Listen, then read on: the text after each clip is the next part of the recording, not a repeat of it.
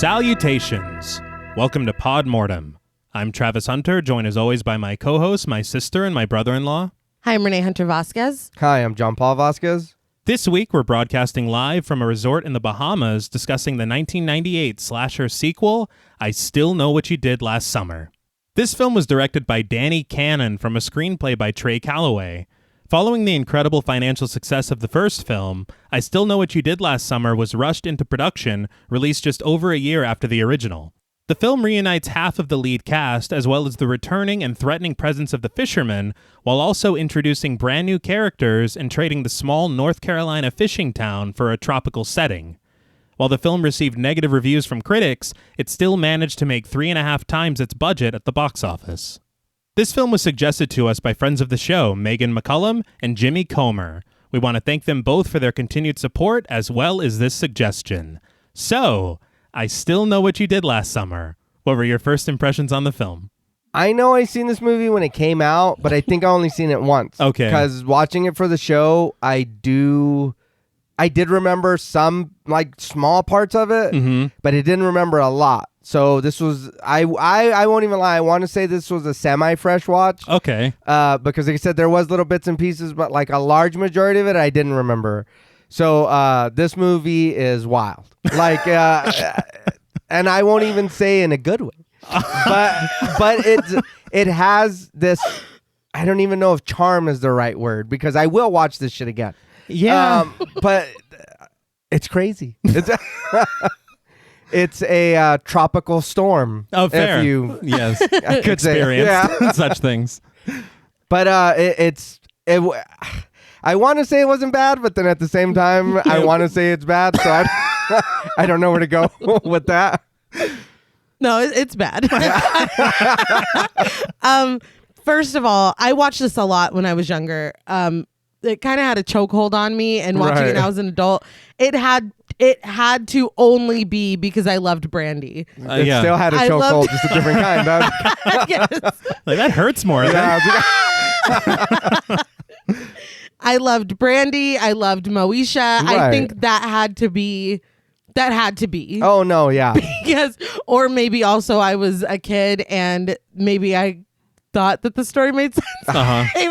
even though it really doesn't.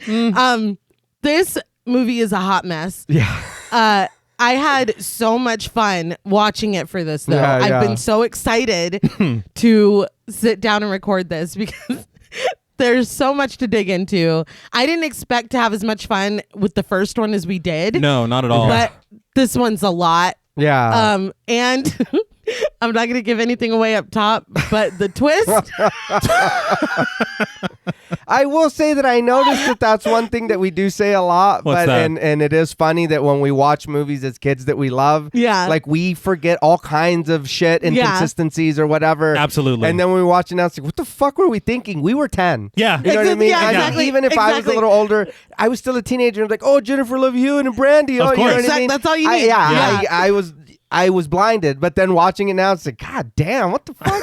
No, what's happening? We've got narratives that don't make sense. We have characters that are not the way that they were in the first one. No. We have really the whole scenario that makes no sense. Yeah, no. Of why we are where we are. Sorry. There's so much about the actual setup that when I think this is one of those films that if you pull one thread, it's over. Yeah, you don't have a sweater anymore. And I think that's the thing for me is like JP is saying is that when you're a kid, you don't need much. No. And we watch this a lot as kids. A lot. Yeah, your sister told me that. I was like, what? Yeah. A lot. I don't, and it's funny to me because there's so much stuff that I just don't think stood out when you were a kid. Right. You know, like you just accept Jack Black and dreads. Yeah, for some reason. Yeah, no, yeah. And I don't know, I can't speak for everyone. I think I can, but we love Jack Black in this house. Oh, no, yes, yeah. Right? Yes. But I don't know what the fuck that was. As much as I love him, it's a lot. But I will say As you can probably already tell, it does not hold up for me like I thought it would. No. And the thing is that it's so interesting to me because whenever we covered I Know What You Did Last Summer, I fully expected, whenever you go back to these films that you watched as kids, you expect to feel that nostalgic wave. Right. That kind of maybe will drown some of the negatives. Yeah. And so I did feel that with I Know What You Did Last Summer. And honestly, whenever we did cover that on episode 69, by the way, I did feel like there was more to it than I even really comprehended. Right. Like there's some real characters. Yeah. There's some development. Dude, Helen Shivers has a full on like arc. Yeah. And there's like an interesting thing about like even honestly, if you think about it with Ray trying to fit in, there's the class struggle. Yes. There's like, I mean, yeah. There's stuff about growing up and your dreams kind of not being lining up with what you anticipated. No. This is not that. This is not that. So much is missing from this film. I honestly, part of me did wonder, I was like, did they have... It's like they're like, okay, I Know What You Did Last Summer was fucking huge. Yeah. So we need to do a sequel. And someone's like, hey, I have a script about a tropical... I have a tropical murderer slasher situation, a contest maybe. Do you want to just put Jennifer Love Hewitt in it? Or like somebody was like, look, I got a private island we can use. Yeah, exactly. Yeah. Fit it in. Yeah. You gotta find a way. Just repackage it. Yeah. Repackage it. And I think that's what's so crazy is that I watched I Know What You Did Last Summer again in preparation for this. From the first shot, it feels like a very well, like they put a lot of thought into shot composition. Yeah, we were all this impressed. stuff. Like surprised. This film, somehow, you tell me how this makes any sense, but this film cost $7 million more than the first film. And I will never understand that. I don't. Maybe it's salaries because there are seemingly like more characters. Yeah, there is. And the actors that are coming back, I would ask to be paid more. No, absolutely. Oh, yeah. After I read the script, and I mean, how much did Jack Black's wig cost? Oh, I mean, that was, probably a lot. I think that was $4 million easy. You mean that wasn't his hair? Oh yeah, he was really committed. Yeah. Now, before we sink our hooks into this film, we would like to issue a warning for spoilers. Podmortem is a very in-depth podcast, and in thoroughly discussing horror films, we have no choice but to spoil a thing or two. If you don't wish to be spoiled, please go watch the film, then come back and enjoy the show. If you've already seen the film or don't care about spoilers, let's guess the capital of Brazil. Now, this film relies heavily on having already seen I Know What You Did Last Summer. If you haven't, we suggest you go watch it or go listen to episode 69 of our show as a refresher. So the film begins with archive audio from the first film. Julie, Ray, Helen, and Barry reacting in shock and disbelief to the fact that they've just run over someone, and their promise to keep it a secret and never tell anyone about it. We also get the iconic line, "What are you waiting for, huh?" I truly appreciated that was included. Oh, of course. Yeah. How could it I not loved be? it. They're like, remember, guys? Yeah. But we also get the decent line from the killer. If you leave a man for dead, make sure he's really dead. But then we get the title, I Still Know What You Did Last Summer, followed by several screams. Yeah. Now, I do want to talk about the title first thing. Yeah. All right. Because I do know that it's definitely, at the end of the first film, you see written on the mirror, I still know. Yeah. And so it's clearly just a reference to that and in a continuation of the first film. Right. But the title of the first film was already long. Very long. And we're Too going to long. go ahead and add another word to that. Yeah, I almost want to say that it's lazy, but then again, you can't even. What are you supposed to call this? I don't know. Last summer. Or- I Yeah. know. I I still still know. know. Yeah, I still know. Dude, you wanna know Just I still know. the fucking I ridiculous. still know what. what you what did, you did last that's summer? implied. No, It's in well, then you have to say the it's in parentheses like a Fall Out Boy Yeah. song. Dude, why were their songs so long? I don't know. It's like, what's your favorite? Lying is the most fun. Girl can have. Like, what? That's too long. Is that the first? Is it the lyric? You know what? They titled their songs like old poetry, where it's just the first fucking line. The fuck? But it's funny to me because I saw some behind the scenes stuff on this film where they were doing like the clapboard, and the clapboard just said, "I still know." It's just better. It's still not great, but it's better than I Still Know What You Did Last Summer. But it's like we were talking about last week. The Devil's Rejects is better than House of 2,000 Corpses. Right. Yes. No, yeah. Right. They should do your own thing. Right. Yeah, shorten it a little bit. Bananas in the Bahamas. You know what I mean? No. Bananas. Well, things do get a bit bananas. Things do get very bananas. I will say, that's so ridiculous. And the hurricane. The fact that came to you so quickly.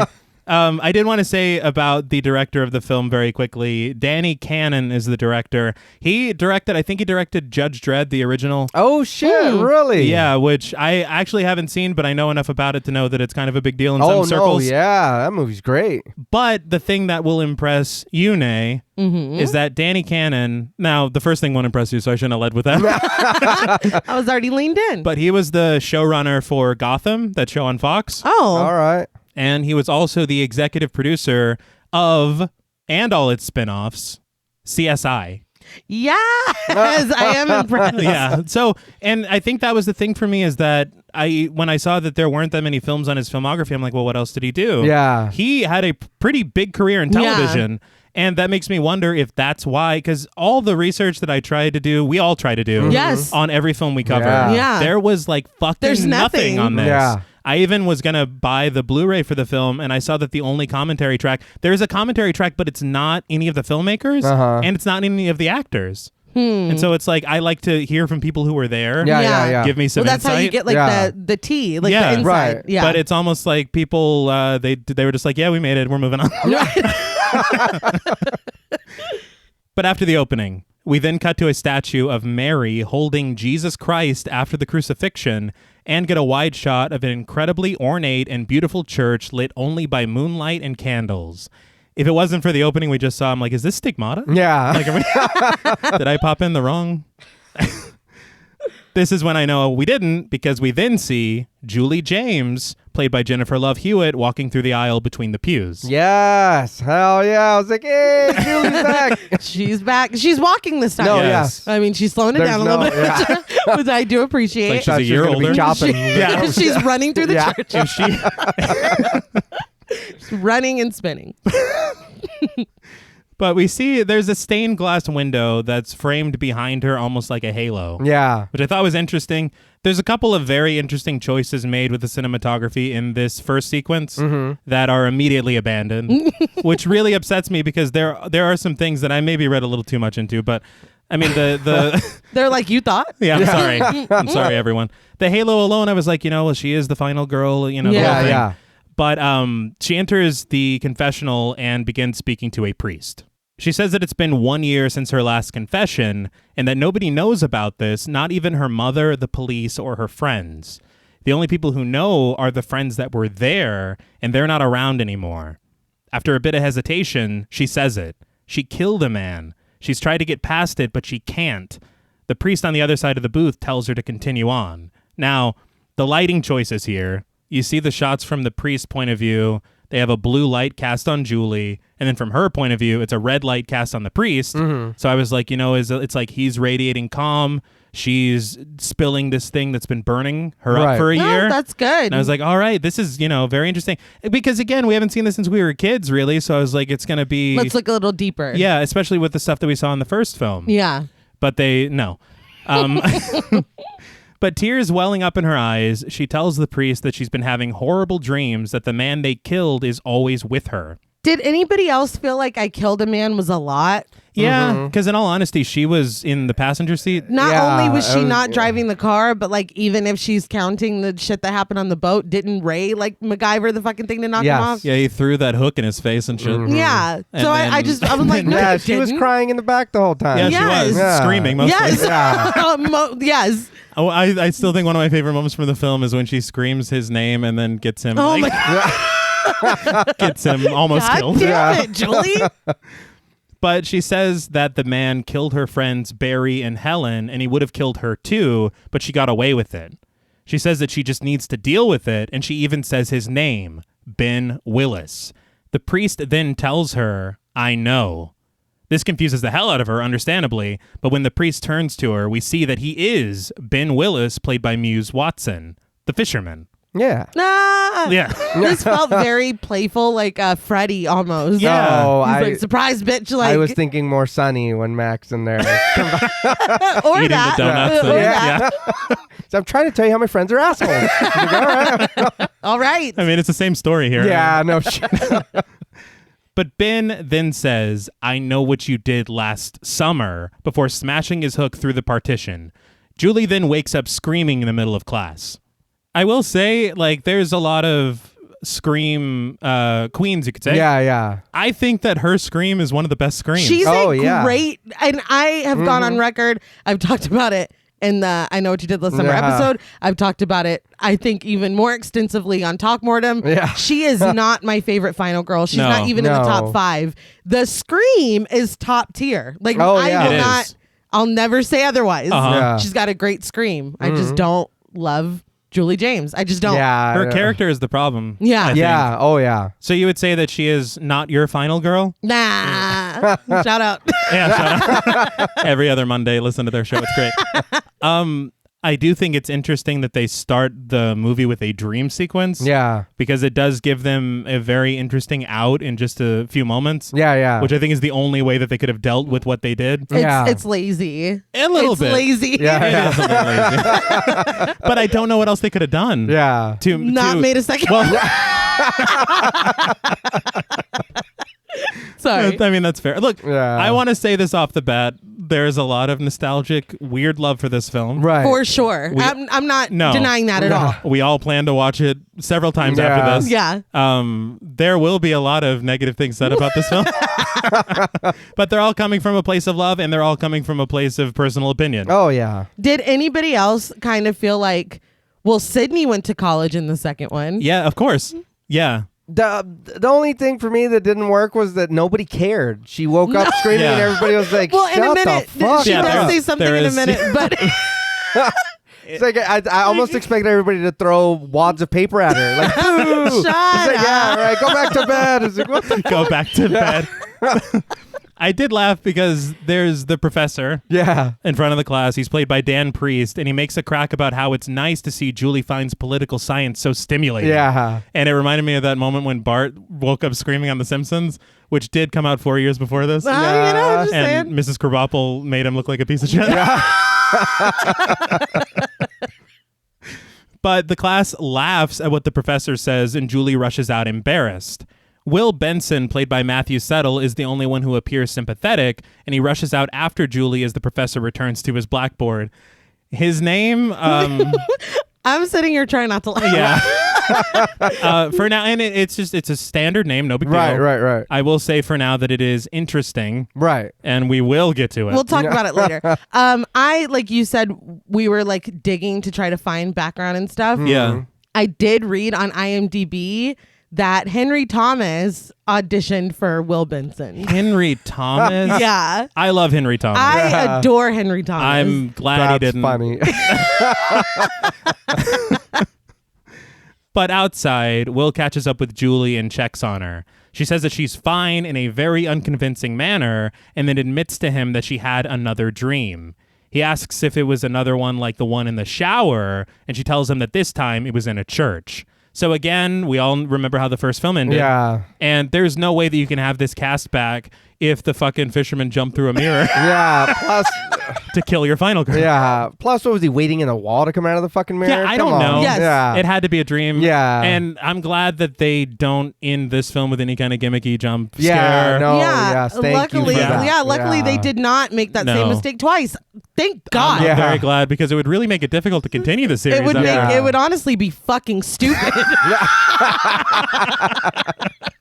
Maybe that was too far. I but think a little bit. Phew, yeah, they didn't do that. Yeah. Luckily. But in all honesty, I know that you don't really like that explanation of it. Right. I personally think that it is the smartest choice No, yeah. for you to still be able to bring everyone back. I mean, I guess I do give props for them acknowledging it because they could have just been like, no, we're still Yeah, going. we're- Like, you know what I mean? Yeah, that never happened. So at least they acknowledged it, even if it is kind of like a piss poor Right. explanation. But with music that has some similarities to the theme from The Exorcist, but also Yeah. kind of Yeah. Suspiria too. Yeah. Very interesting. But Julie says that the nightmare felt so real and she thought that they were over. Will tells her that it'll get better, but she says that it can't get any worse. She reveals that that's not the first time she's woken up screaming in class, which is kind of like, why are you sleeping so much in class? Well, I mean, I guess that explains how everybody's like, oh my God, I'm trying to fucking learn. I'm paying for this. Shut up. You ever thought of skipping class? No. I'll give you my notes later. Yeah, that's fine. Oh my Please. God. But she also says that she can't study and is very close to failing out, which did make, I don't want to say it made me laugh, but it did make me laugh because it's like, dude, if you need to focus on you don't need to be here. Yeah. That's totally fine. Maybe we take a gap year. Yeah. Yeah. A lot of people a do couple. that. Yeah. There's no shame in that. Yeah. Not many people kill a dude and then go straight to college Yeah. and Kill pretend a it dude didn't happen. in quotes. Because I'm still, I was I gonna feel say like that's loose. Julie, you're really making this about you right Yeah. now. That is true. It's like kind of annoying. Well, in all fairness, I think that's one thing that does bother me a little bit about this film is that it seems like she's the only one that maintains any trauma from what happened. Yeah. And We I see don't. that- we see that in a minute. It's not funny, but it's kind of funny because it's like, dude, you were there. Yeah, you're the one that killed him. Yeah. Yes. Like twice. Yeah. We really want to get into it. But before Julie can say anything else, a bunch of firecrackers explode on the ground behind her, scaring the shit out of her, and the punks who threw them offer a happy 4th of July. Julie, with her hand on her rapidly beating heart, realizes it all happened 1 year ago. Well, not today. That's. I think that would be more dramatic. Yeah. It's about 362 days ago. Sorry, I jumped the gun. But I think Will says something about summer school or something in a minute. Yes. Because immediately I was like, why are y'all in class in July? Yeah. That is a great. Yeah. Fuck, that is a great question. I mean, You know, okay, we'll get to that because Will tells her that the anniversary must be what's getting to her and that she needs to take it easy. Julie says that she tries, but sometimes she wonders why she even came here, which is what I was thinking. yeah. But Will reminds her that it's better than still being in Southport, and she agrees. The mood then changes very quickly as Julie jovially asks Will what his plans are for the 4th. He says, as you said, that he's got summer school, so he's not going anywhere. So this is where I relate to Julie because she was just frantic a minute ago, and then now she's super fine.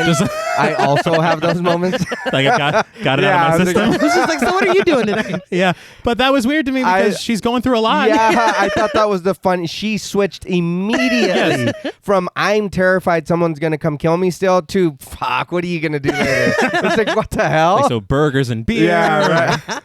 But he triple checks that she's okay, which gets a laugh out of her. And she touches his face and says that he's good to her, and they part ways. Over the line. Yeah. What? She's rubbing his face. That's not like... Is this coming from the one who somebody brought a coworker lemon squares, but it was Well, no, that was wrong. she's- It's all wrong. okay. Let's This is not. all Okay, bad. I was gonna- I guess this is less wrong to you. Everyone's Yeah. trash. No, it's wrong. Squares. It's Okay. not okay. I will say because it's been a year, and so for all I know, her and Ray have broken up. Right. She's- Well, okay, we were trying to find that out but- too. Yeah, because whenever she touched his face, I was like, well, she didn't kiss him. Yeah. You know, that's almost like grandmother energy, what she did. But then I okay. was, Well, on the cool, that's why I was confused too. Because Yeah. I was like, so are you friends or you're just like kind of like, oh, that's cute, you like me or whatever. Yeah. You know? it's hard to Yeah. tell. And I mean, granted, Ray wasn't the most, take charge kind Yeah. of guy in the first film. But I will say that he was there for her when she needed him. Yeah. Billy Blue shows up. Yeah. But this is why I was surprised because very, very surprisingly, Yeah. as Julie walks away, she turns around when she hears someone call her name, and it's Ray Bronson, played by Freddie Prinze Jr. He's like, hey, Julie, why were you caressing that Yeah. guy? Right. Who the fuck's that guy? Well, what's up with that? She gives him a hug and holds the back of his neck when she does, so I was like, okay, so they're dating. Yeah. Still. He asks her who that other guy was, and Julie says that Will is a friend and that Ray would like him. Ray jokes that every guy who ever tried to pick up a girl did the whole good friend thing first, which to me just means that was his method. It's like, I invented that. Yeah. I'm affable Ray. But he asks her to get her things so they can hit the road for Southport for the 4th. Crab boil, Croaker Queen pageant. Small town shit, but fun nonetheless. You want to go to the Croaker Queen pageant? After what you've experienced. Yeah, you killed a guy. It was only a year ago. Yeah. Your friend won and was murdered. Uh-huh. But so he still lives there, right? Yes, he does. Okay, so then maybe to him it's not. I mean, it's. I think it's possible that still living there, he might have had the time to grieve because I guarantee there was stuff about Helen Shivers all over town. That's what I'm saying. I don't know. It's confusing. It Why? is. What the It fuck? is confusing because, like we said earlier, it's like Julie was the only one that happened to. Yeah. And you're right. She didn't do anything. You stood there and screamed the whole time or fucking cried. Mm-hmm. Like You were present, Yeah. but you didn't do it. Yeah. Ray like has almost like Billy Loomis energy where he's like, my mom left my dad. That's how the cookie crumbles Yeah. or whatever. I actually think that was a scene from Stab. Yeah. but it was the same basic bear. Who was it? Fucking Luke Wilson or something? Yes, it was. With the hair in his face. Yeah. But Julie is not down for the 4th of July in Southport. She says it feels like a small part of her still hasn't healed enough to go back there, which makes sense if she's been away. Yeah.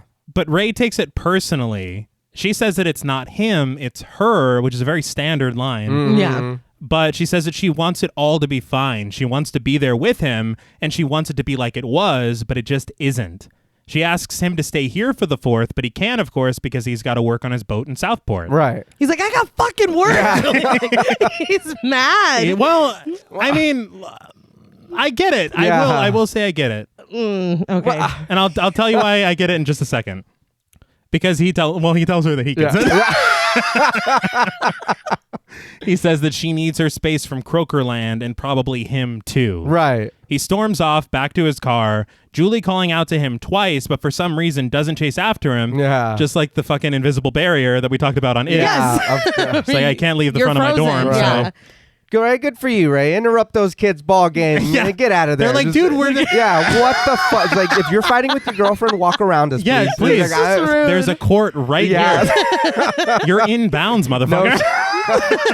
I also appreciated the short sleeve overshirt that every dude in the 90s wore that he's Wow. wearing. It's kind of the thing, man. But she tells herself that she's just scared. That's all it is. And she heads inside her apartment. So this is why I kind of get what Ray is saying. Right.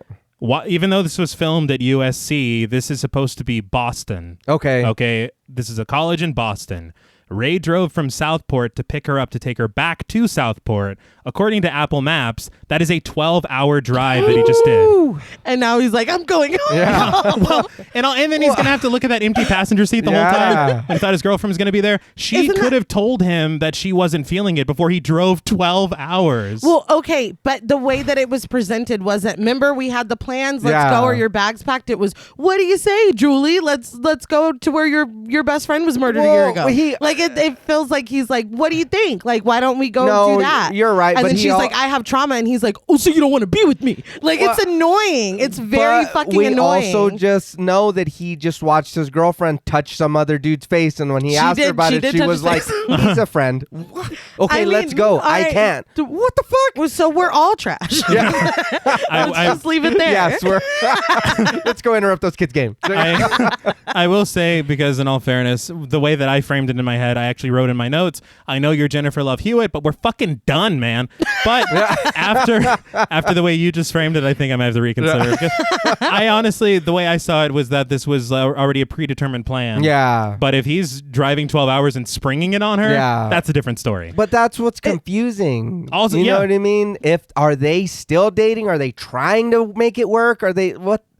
I guess they're still dating. I wonder though, because before the show we did talk about some geographical inconsistencies in this Yes. film. Yes. And I wonder if in the film it is meant that it was a 12-hour drive, because he's not acting like it was a Yeah, 12-hour he's not. Yeah, He's and not- I probably would have said that. Yeah. No. I just drove fucking 12 hours. Yeah. Like, I mean, it's very He's not all right, I guess I'll tired. go home then. Yeah. Yeah. But to some light 90s alternative music, Julie snags herself a snack, slips off her shoes, and sits on her bed. But instead of tucking into the bag of chips, she picks up a photo on her nightstand of the eternal Croaker Queen herself, Miss Helen Shivers, played by Sarah Michelle Gellar. the greatest loss in cinematic history. I think that's when they should have known they made a mistake. Yeah. Wouldn't it have been better if it was a different picture of her and Helen instead of just the same generic ass picture it looks like they've been using? From the film. Yeah. Just a promotional still. Yeah, maybe make me believe y'all were friends. Yeah. Not just, That's actually a really good point. I feel like she's like, she looked amazing that day. That was the day she died. It was the day she died. Why do you have that picture? You guys didn't take any pictures on the beach or anything? Nope. Like, because I mean, all four of them hung out all the time. Yeah. Well, that was also the night that they hit that guy. There's a lot of days you don't want to remember. I'm sure there were other days. Yeah. Lots of other days. They knew each other for years, right? And then she throws the covers over her. There's no fan going. There's no. You're gonna wake in up sweaty? pants. Yeah. Still in your outside clothes. Yeah, I don't like Julia. Yeah. Well, she took her shoes off. You're not, but nobody's getting in my sheets and jeans. Yeah, That's just not don't do happening. I don't remember her wearing jeans. Whatever. But she clearly misses her friend, and she just sets the photo down, turns off her lamp, and she does cover herself up in her blanket all the way, like she's afraid of the monsters. I did like that we saw a small bit of grief outside of just her mentioning, because she just mentions them in the dream. Yeah. But seeing that in real life, I thought was a really good touch. That's a good point. I also am wondering, because she's like a student, right? Yes. How this apartment. Yeah. I struggled in my notes. I was going to call it an apartment, or I was going to call it the dorms. Yeah. Because I saw people coming out of it when she went in, but when you get inside, it looks like a full-ass house. Yes. Yeah. And I was like, I don't understand Boston. I don't know. I need someone to help me out with that. But later that night, Julie is startled awake when she hears the front door open. She switches on her lamp, but the bulb burns out as soon as she does. She then picks up a knife from her drawer and creeps through her apartment in the dark. Moving from room to room, there's no sign of anyone, but with a musical sting, we see someone rush behind her down the hall. She heads down that hall and into her bedroom, where she finds the closet wide open and the light on. When she notices her clothes beginning to move, she inches closer, readying the knife as the music builds. But out jumps Carla Wilson, played by Brandy Norwood in her feature debut, and they both scream dramatically. Brandy! Yes. I have a lot You of almost sounded like Cletus. Hey, Brandy! Hey, Brandy! Love Brandy. I was, what the fuck is this? Yeah. Dude, I don't know. Bestie has PTSD. Uh-huh. We don't need to be scurrying around in the dark. Yeah. No. And then I think she's even like, I thought you were gone. Then why are you sneaking around with the lights Stealing off? my Yeah. clothes. Yeah. You just came home. Turn the lights off. So weird. You leave the lights off if you think your friend is there and sleeping. Yeah. Yeah. And you make little noise if you think your Well, friend... I don't understand. Not only that, why did she demon run across the doorway? There was no point in that. If you seen her up in the kitchen, why are you trying to hide from her to go borrow her clothes? Hey, you're asleep. That's Okay, cool. true. I'm gonna come over here, whatever. Make a little noise, like you said. But if I see you up and be like, hey, can I go grab that dress real quick? Yeah. Time out. That is so true. I didn't even think about that. What? It's not like she was not in plain sight. No, yeah, she was She's right right there. there. Yeah. You're like Carla, played by Joseph Bashar. It was very... Yeah, Like, why? Yeah. I will say, in all fairness, there are a lot of moments in this film where there are scares that happen unbeknownst to Julie Yeah. that are simply for the audience, Oh, yeah. yet she has an odd sixth sense about Yes. them. Yeah. Yeah. And this is just the first of many. Yeah. But the more you break it down, the less sense it makes. Yes. But Julie asks what the hell she's doing in her closet, and Carla explains that she thought that she was out of town. Julie continues asking, kind of pressing the knife closer to Carla's face, hopefully accidentally. Yeah. But Carla says that she just wanted to borrow a skirt, but she's not willing to die for it. Julie replies with the line, "Jesus, Carla, that was heart attack time." Which Is your brain leaking? Yeah. and that's what I'm saying is that I miss Kevin Williamson because Oh, yeah. her brain would have been leaking in that line and it would have been much better.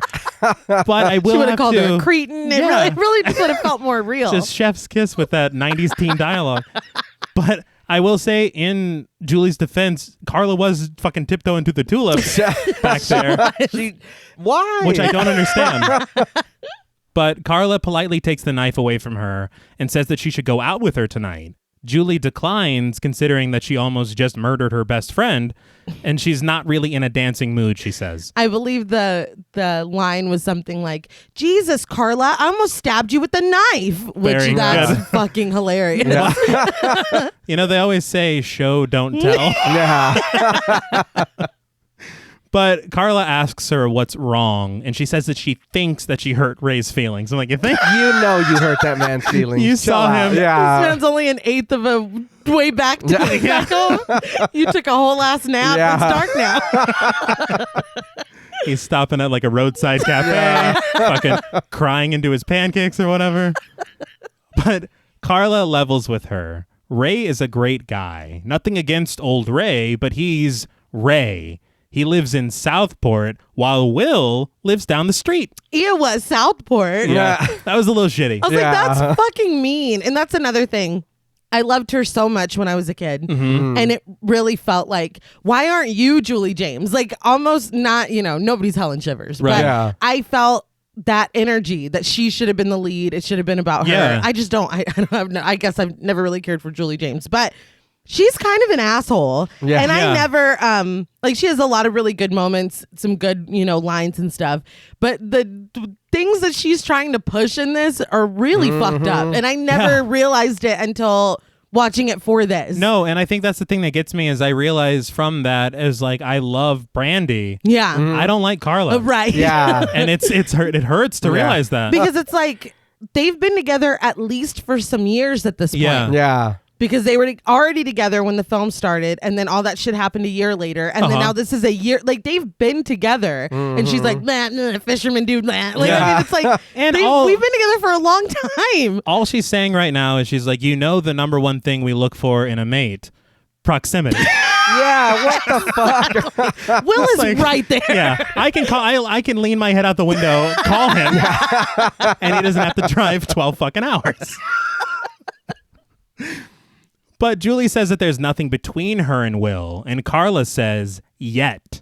But Carla then says that she's working at the club tonight, and Julie is going to join her. Julie repeats that she isn't. They go back and forth. No, yes, no, yes, no. Carla's like, what did I say?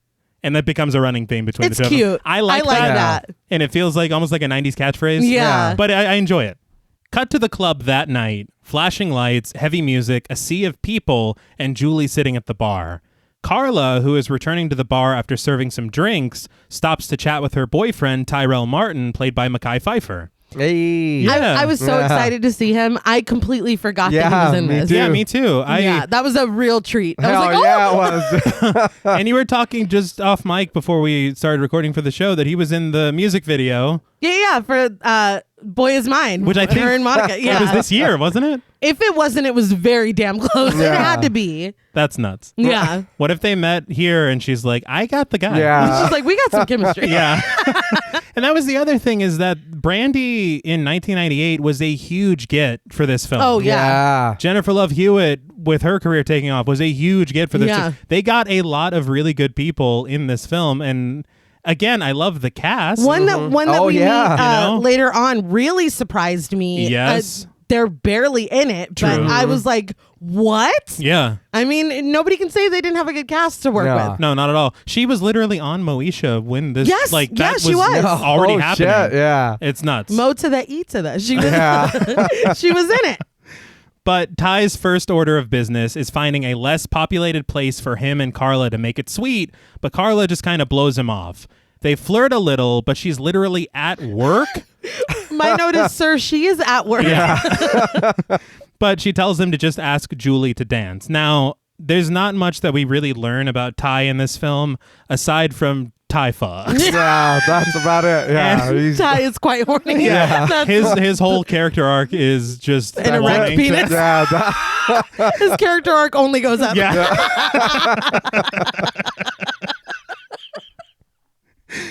But after a bit of dialogue to establish their friendship, Ty tells Julie that she's the most beautiful woman in the bar, and he asks her to dance. Julie's just, it's like, why did you come? Like, Yeah. she's like, I teased my hair for this. Like, she just looks so unamused with Well, everything going on. She didn't want to go in the first place. No. Yeah. But in all honesty, I think I'd probably rather be at, and I don't like that kind of atmosphere. Right, right. But I'd much rather be at a club than alone in that apartment. Yeah. Still thinking that some fisherman's ghost or whatever is Yeah, gonna, no shit. gonna murder me. Yeah. What exactly are you afraid of? I don't know. I guess the dreams are pretty vivid. But Julie says no to the dance offer, explaining that white people don't know how to dance, and unless he wants to watch her go all Elaine Bennis out there, he should probably reconsider. Carla then decides to take a break, and the three of them head up to the second floor together. Across the dance floor on the second floor, the group spots Will. He immediately heads over, Julie admonishing Carla for telling him that she was going to be here tonight. Will then approaches them, telling Julie that this was not his idea. This is when Ty tells Will, "You'll be fine, do your thing," before he heads off with Carla, who offers a "be good, Julie." This is bullshit. Listen, at this point, you got to pull your friend to the side and be like, you need to stop. Yeah. Like, I get what you're doing. I know what you're trying to do. Yeah, you gotta stop. And Will is so fucking bland. Like, the whole movie, I'm really, because Carla's pushing hard. No, yeah, I'm like, yeah. maybe he's funny.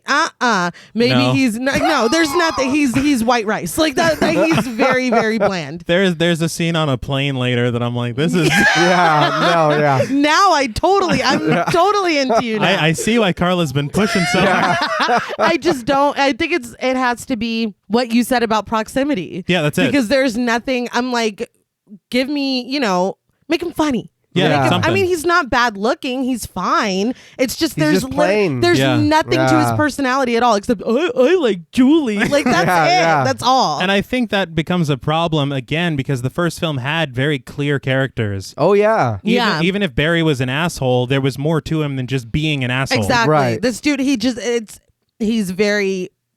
paper thin. There's just nothing to him. Yeah. But Will heads off to grab drinks for the both of them, and Julie stands there looking around the club.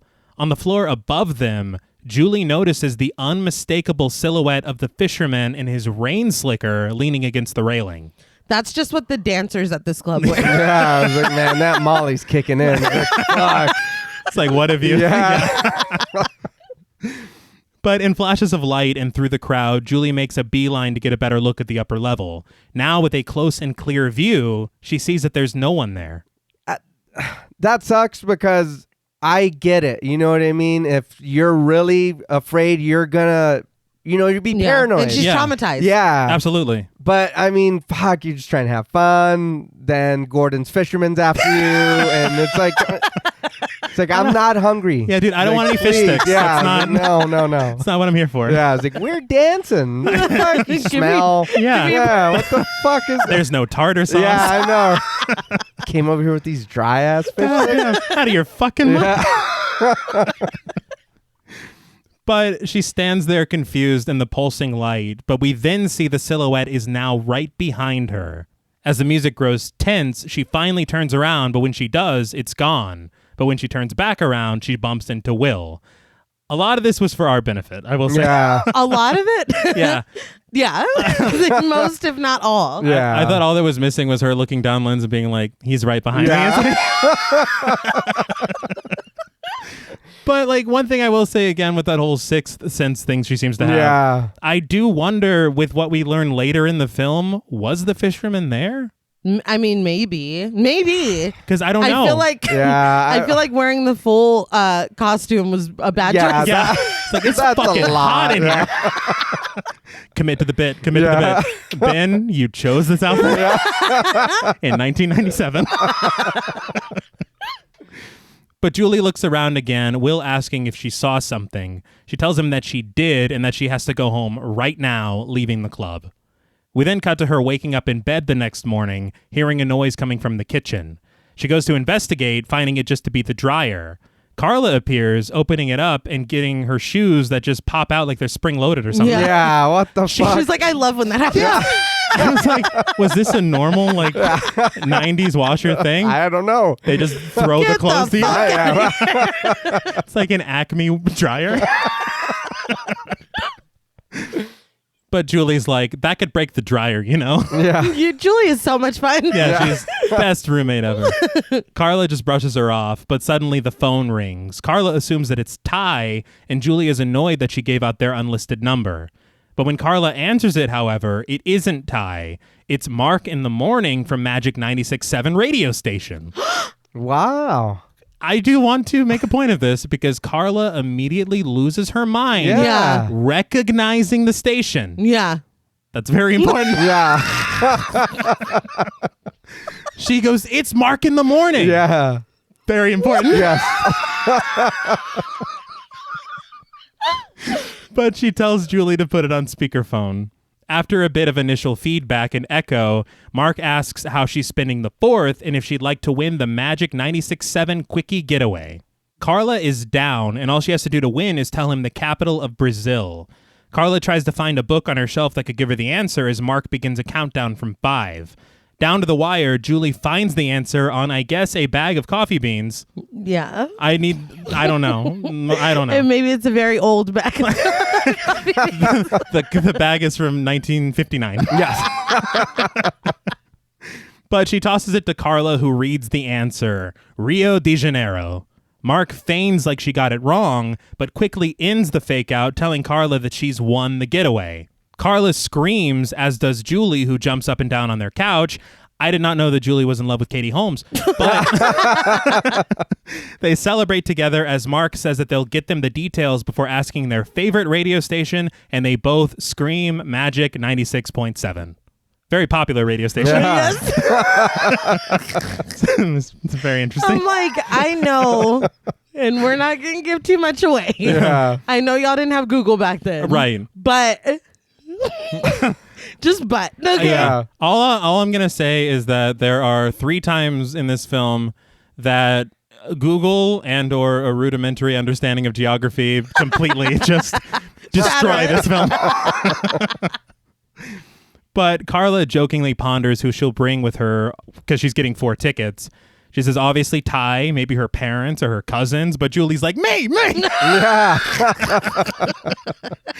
And she for real tells Julie that she is getting a ticket, but she'll have to decide who to give the 4th ticket to. And Julie just sits there with a pondering look on her face. Yeah, she like goes from super excited to like, hello, yeah. darkness. It's like, The camera zooms calm in. down. You have a fucking boyfriend. Yeah, why is He's this like- hard? She's like, oh God. Oh, God. That guy who got me 1 drink last Yeah. night that I didn't even drink. I ran away. But this is when How Do I Deal by Jennifer Love Hewitt begins playing, which is kind of hilarious because she's literally on screen. Yeah. So it's Yes. like, are these her thoughts? I was like, that's Jennifer you. Love. And the funny thing is, I remember we had this on VHS when we were kids. And when you put on the VHS, the first thing that happens is a clip from her music video for this song. Oh, wow. And so it's like, I think this was more about getting her career. She's Yeah, like, I'll do it under going. one condition.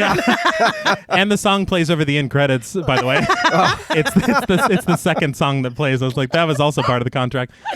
But we cut to the docks in Southport where Ray is told by Dave, his friend / coworker, played by John Hawkes. Yeah. Yes. Very surprised to see him Yes. here in such a small role. Yeah. Very small. I was laughing at Ray's like sexy walk down the dock. I was like, what the fuck? To his That was girlfriend's great. song. Yeah. I was like, That's what great. the fuck? I was like, this is a lot. Yeah. Oh, yeah. He takes off his Walkman headphones and the music gets quieter. It's like, yeah, Julie sent me some tracks she put on SoundCloud. But Ray rushes upstairs to answer the phone call that Dave tells him that he has. And surprisingly, it's Julie because she did look like she was going to have to think it over. But then Yes. literally the next scene, she's like, hey, Ray. Oh, yeah. Oh, that's right. I have a You have a boyfriend. fucking Yeah. boyfriend.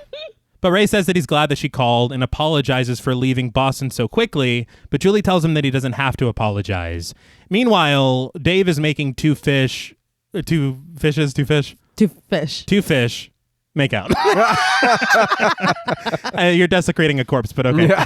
I mean, not a corpse.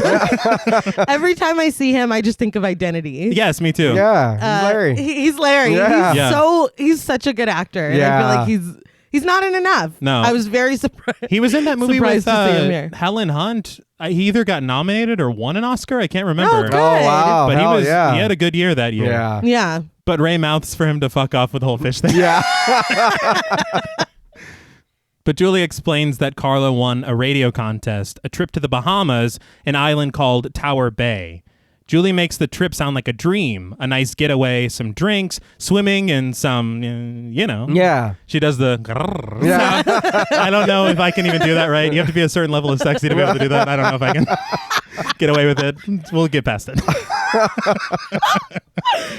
But when Ray learns that it's this weekend, he's annoyed that she's willing to break away to another fucking country, but not willing to see him in Southport. Well, hold on. Yeah. Hold on. I know. Chill out. What happened to Affable Ray? Because Yeah. you're Missing the entire point. He's losing it. And Julie never killed a guy in the Bahamas. She literally said, it's not you, it's Southport. Yeah. But he's like, so let me get this straight. It's like, no, dude, it's literally what she said. She's being honest. She's trying to get away with you. I do think the funny thing, though, is that for her to fly to the Bahamas or whatever, she would be flying right over North Carolina. She's like, can't do it. No, not doing this. But Carla hears this and is very annoyed that Julie has to sell Ray on a trip to the Bahamas and leaves. Carla's right. She is right. She's like, we'll go wherever you point. Yeah. You got it, boss. Plus, I'm sure that Ray's boss would have gave him the time off. Oh, yeah, dude. You know what I mean? Even more, like, keep going, Okay. T, because yes. It's kind of ridiculous. But to Dave's visible surprise, Ray says that they've got a big run coming up and will have to go out again on the boat this evening, so chances are he won't be able to make it. He says that he'll try, but it's probably not going to happen. But whether he can go or not, he wants her to go and to have a great time. Julie asks him to please try because she misses him, and he says the same, and they get off the phone. Dave immediately calls bullshit on Ray as soon as he gets off the phone. They haven't caught anything for days, and it's the goddamn Bahamas. Yeah. He's like, the only fish we've caught are these makeout fish. Yeah. And these are just for fun. We're not selling these. We're keeping these around. But Dave even offers to ride up there with him. As it turns out, he's got some friends in Cambridge. Yeah. Ray pulls a Billy Loomis and he's like, stupid. Yeah. Yes, you're fucking stupid. Call her back. Yes. Call her back. Dave agrees that it was very stupid and asks what he was thinking. Ray's like, you want to know what I've been thinking? Yeah. I'll show you what I've been thinking. And he pulls out an engagement ring. Did anybody else find it hilarious that he had this on him when Julie doesn't even live in this town? You Why brought that to the dock? That's going to fall into the fucking... Yeah, why are you carrying this around? Have you ever been on a pier, dude? There's like a lot of holes. He's like, you know when you're about to propose to a girl and you're just a massive dick to her? It's like, what are you doing? No, it gives a false sense of I'm an asshole now. Yeah. And then boom, I love you. And the Bahamas would have been the perfect place Exactly. to do Right. this. Yeah. Like, Ray, come on, Picturesque. man. Come on. Yeah. You know, the water, but no. Dave jokes that he's going to have to think about it because it looks like he is proposing to him. But Ray laughs, saying that he should call Julie back and tell her that he's coming. But Dave counters, saying that he should surprise her. Ray agrees, and they both clean up to hit the road. No. No, Go terrible. call her back. Yeah. And you know she- what? Just don't take him anymore. Never mind. You have bad ideas. Yeah. No. Well, he's half and half. You should go to the Bahamas, but you should tell her. Yeah. Call and say something. Exactly, especially once you saw standby dude Yeah. walking her fucking home. Oh, Like, yeah. Come on, Ray. And to me, it does make me laugh because this is a trip that requires a ticket. And Yes, so he's just gonna roll up. yeah, it's like I'm here for the Bahamas. Like, Ray, we gave your ticket away. You made it very clear it wasn't going to happen. And what if, I mean, he doesn't know. And What they're if, not even her tickets. no. And fucking Ray doesn't know Ty. What if they're like, okay, fine. They can't make it. We'll make it a girls' trip. Yeah. Yeah. And they get all their friends together and go. What about Deb, her previous roommate, who we do not see in this film? Yeah. They don't know, but yeah. Back at their apartment, Carla tells Julie to forget about Ray, reminding her that they're going to the Bahamas. They loudly say it back and forth, which is kind of, it happens a lot. But that night on the road, Ray and Dave loudly sing Here I Go Again by Whitesnake together. After a bit of the chorus, Ray is like, hey, why don't you try the harmony, man? Which is one of the funniest fucking things I've ever seen. Their entire back and forth. I Oh, was fucking yeah. laughing out loud. Truly, whenever I hear this song, I think of this scene Me because I too. watched it so much when I was younger. The whole thing is ridiculous and No, it's fucking ridiculous. hilarious. Because Dave says he's more of a lead guy. Yeah. And he says that he sounds exactly like the lead singer of Whitesnake, and he gives it another go. Ray's not into it, and Dave jokes that he's quitting the band and going solo. I was just laughing. He's like, lead cuts through. That's what you got to do. Why don't you try the harmony, man? Yeah, he's like, you're not cutting it, is what I'm trying to say. But the tone shifts immediately when Ray notices a car blocking the opposite lane and a man's body lying in the middle of the road. So clearly Ray has never seen The Devil's Rejects in 7 years. No. He somehow missed that because against Dave's protests, Ray gets out of his truck to check it out. As Ray slowly approaches, we see that it's a man in a rain slicker lying face down. No. Get back in the truck and leave. Yeah. And That's it. This is one of the moments to me where I'm like, man, why is Julie acting like the only one who remembers this imagery? Yeah. Like, that's clearly a plant. Yeah. This is a setup. But Ray cautiously turns the body over, and in the red brake lights of the car, we see that it's a mannequin.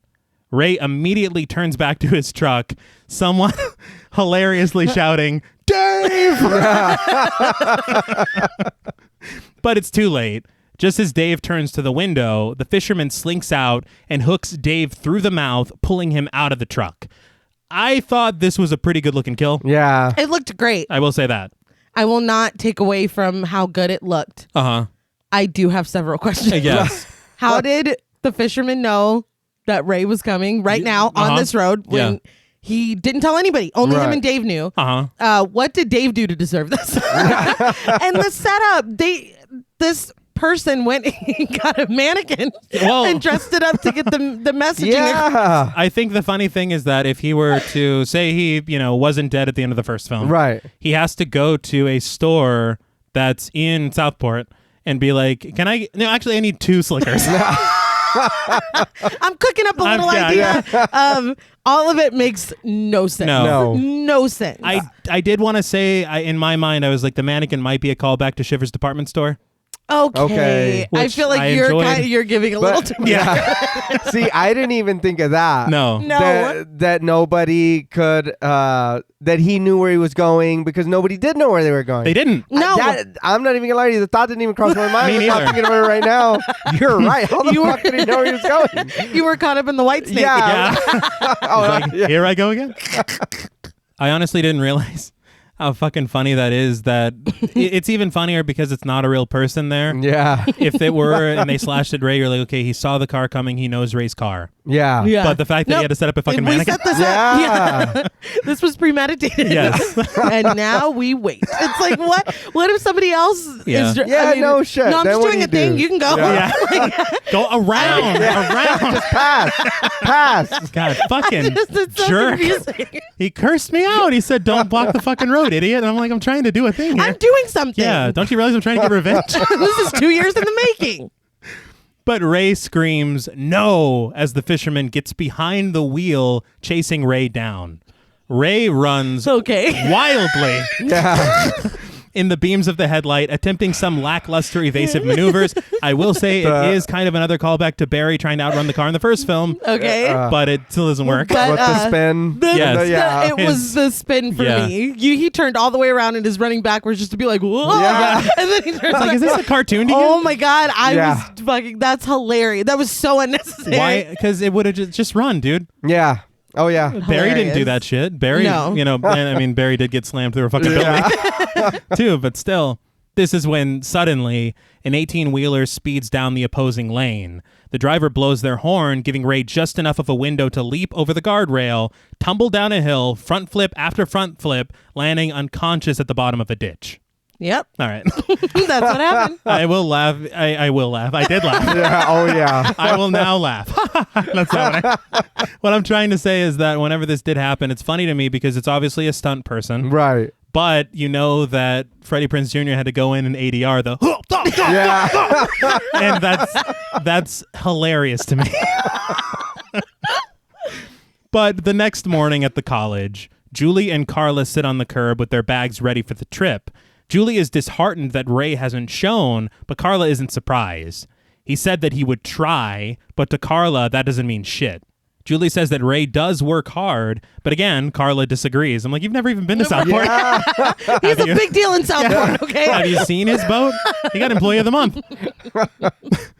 But Carla says that Ray is only breaking her heart because he can, and she doesn't want to be the one to say, I told you so. All of this is horrible. Yeah. I was so surprised because I'm like, in my head, I'm like, okay, I'm going to rewatch this movie. Man, Carla's cool as fuck. Yeah. You know? I mean, I feel like if all she's getting from Julie is, oh, Ray's mad at me again, or, oh, Ray wants me to come down there and I'm traumatized and I'm afraid and now he's mad at me for it. Right. Yeah. Then Ray is a jerk. Your friend's boyfriend is a dick and maybe we do set her up with a nice guy. But I feel like this would be better suited if like she and Ray took a break or something. Yes. And Carla's like, okay, move on, go on a couple dates with Will. He really likes you. You know, let's move past this. She's actively dating Ray. She is with Ray. She and Ray have not broken up. They have not. So that's where Carla is crossing the line. I can see how from the outside looking in, you just want a trip to the Bahamas and she calls her boyfriend to be like, we can get, and he's like, oh, actually, I don't know about that. Like, yeah, you look like a fucking dick. Like, you look like an asshole. There's a lot of circumstances. There is. But the bottom line is they are still together and you are really overstepping. But just then, Ty pulls up in a Ford Bronco with fucking Will in the passenger seat. Yeah. Will's entire personality thus far is, oh, I'm here too. Yeah, because what am I doing here? Yeah. Julie looks at him and he shrugs like, I can't believe it. Yes, the Bahamas, right? I can't believe it. It's just annoying. It is. Oh, yeah, I'd be super annoyed. Now I got to entertain this dork. Yes, It's like, come exactly. on, While man. you guys are banging or whatever. Yeah, we you know got what it. Yeah, we know exactly. Ty has made it very clear. Yeah, no. But Ty hops out asking if they're going to get tropical or if they're going to get tropical. Doesn't leave much of a choice for us. But Will shrugs when he sees Julie, as I said. And Carla tells her that she didn't want the fourth ticket to go to waste. And since Will is her friend too, well, when there's a will, there's a way. Not that Will. No. How many other Wills that it's a very common name. I'm stuck with the dud. Like, this is annoying. Yeah. I want to relax too. Yeah, dude. But Ty rushes to get the bags. I didn't like the way that he said this. I don't know if it was just me, but when he looks up at Julie, he's like, is there a problem? I'm like, are you going to fight Julie? Yeah. But I don't like it because there is a problem. Yeah. There's a big problem. Yeah, You know? there is. And instead, Julie just shrugs it off. She's like, look, there is no problem because we're going to the Bahamas. And I mean, I do get that. I'd be annoyed, like I said, that I got to entertain this dude. Yeah. But I am going to the Bahamas. For free. For free. So, I mean, I like, okay, I maybe, I'll deal with whatever till there's another line stepped. But again, there's so many lines that There's get more. stepped. There's more. Yeah, There's so many. Much more. But everyone does get very excited as they get into the car for the trip. We then cut to them on the airplane. Learning that Will is not a very good flyer. He's literally 2 seconds away from, let me out. I will admit, and look, I haven't been on a plane since I was a kid, but I guarantee getting on a plane, there'd be a lot of anxiety. Oh, Yeah. yeah. So I don't begrudge him any of it, but I will say that he does say some things that are a little out of pocket. Yeah. But hold on, though. And I'm just realizing this. When we learn things later, Yeah. it kind of makes you wonder why this was the Included route we were or- Yeah. I don't know at all. But whatever, moving on. Yeah. But he is sitting there with his barf bag at the ready. Julie tries to calm him down, telling him to think of a happy memory from childhood. And he very curtly responds, what if I don't have any happy memories from childhood? But then he kind of slips back into happy Will. Yeah, no, we're good. We're Yeah. good.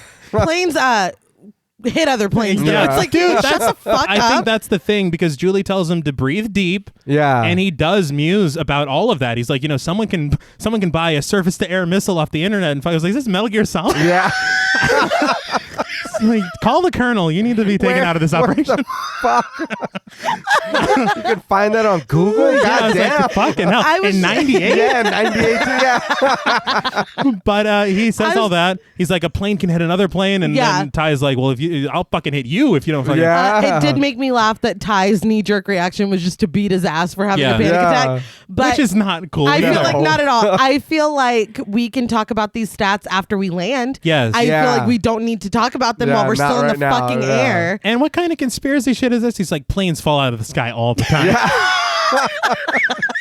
And he- Will, shut up. So But- y'all invited him, though. yeah, he's your friend, right? Yeah. I don't know this dude. No. That's your friend. But Ty does say, if he doesn't fucking quit bitching, he's going to basically beat his ass. You're going to be meeting Groucho tonight. And Will does promptly quiet down, and Carla remarks that some people just can't fly.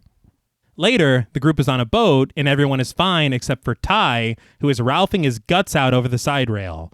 Will tells him that it's all about equilibrium, an inner ear thing, before remarking that some people just can't sail. Ty's like, that was Carla, man. Yeah. I threatened to beat your ass. That was me. Let's not get too Cocky. confident. Yeah. Chill out.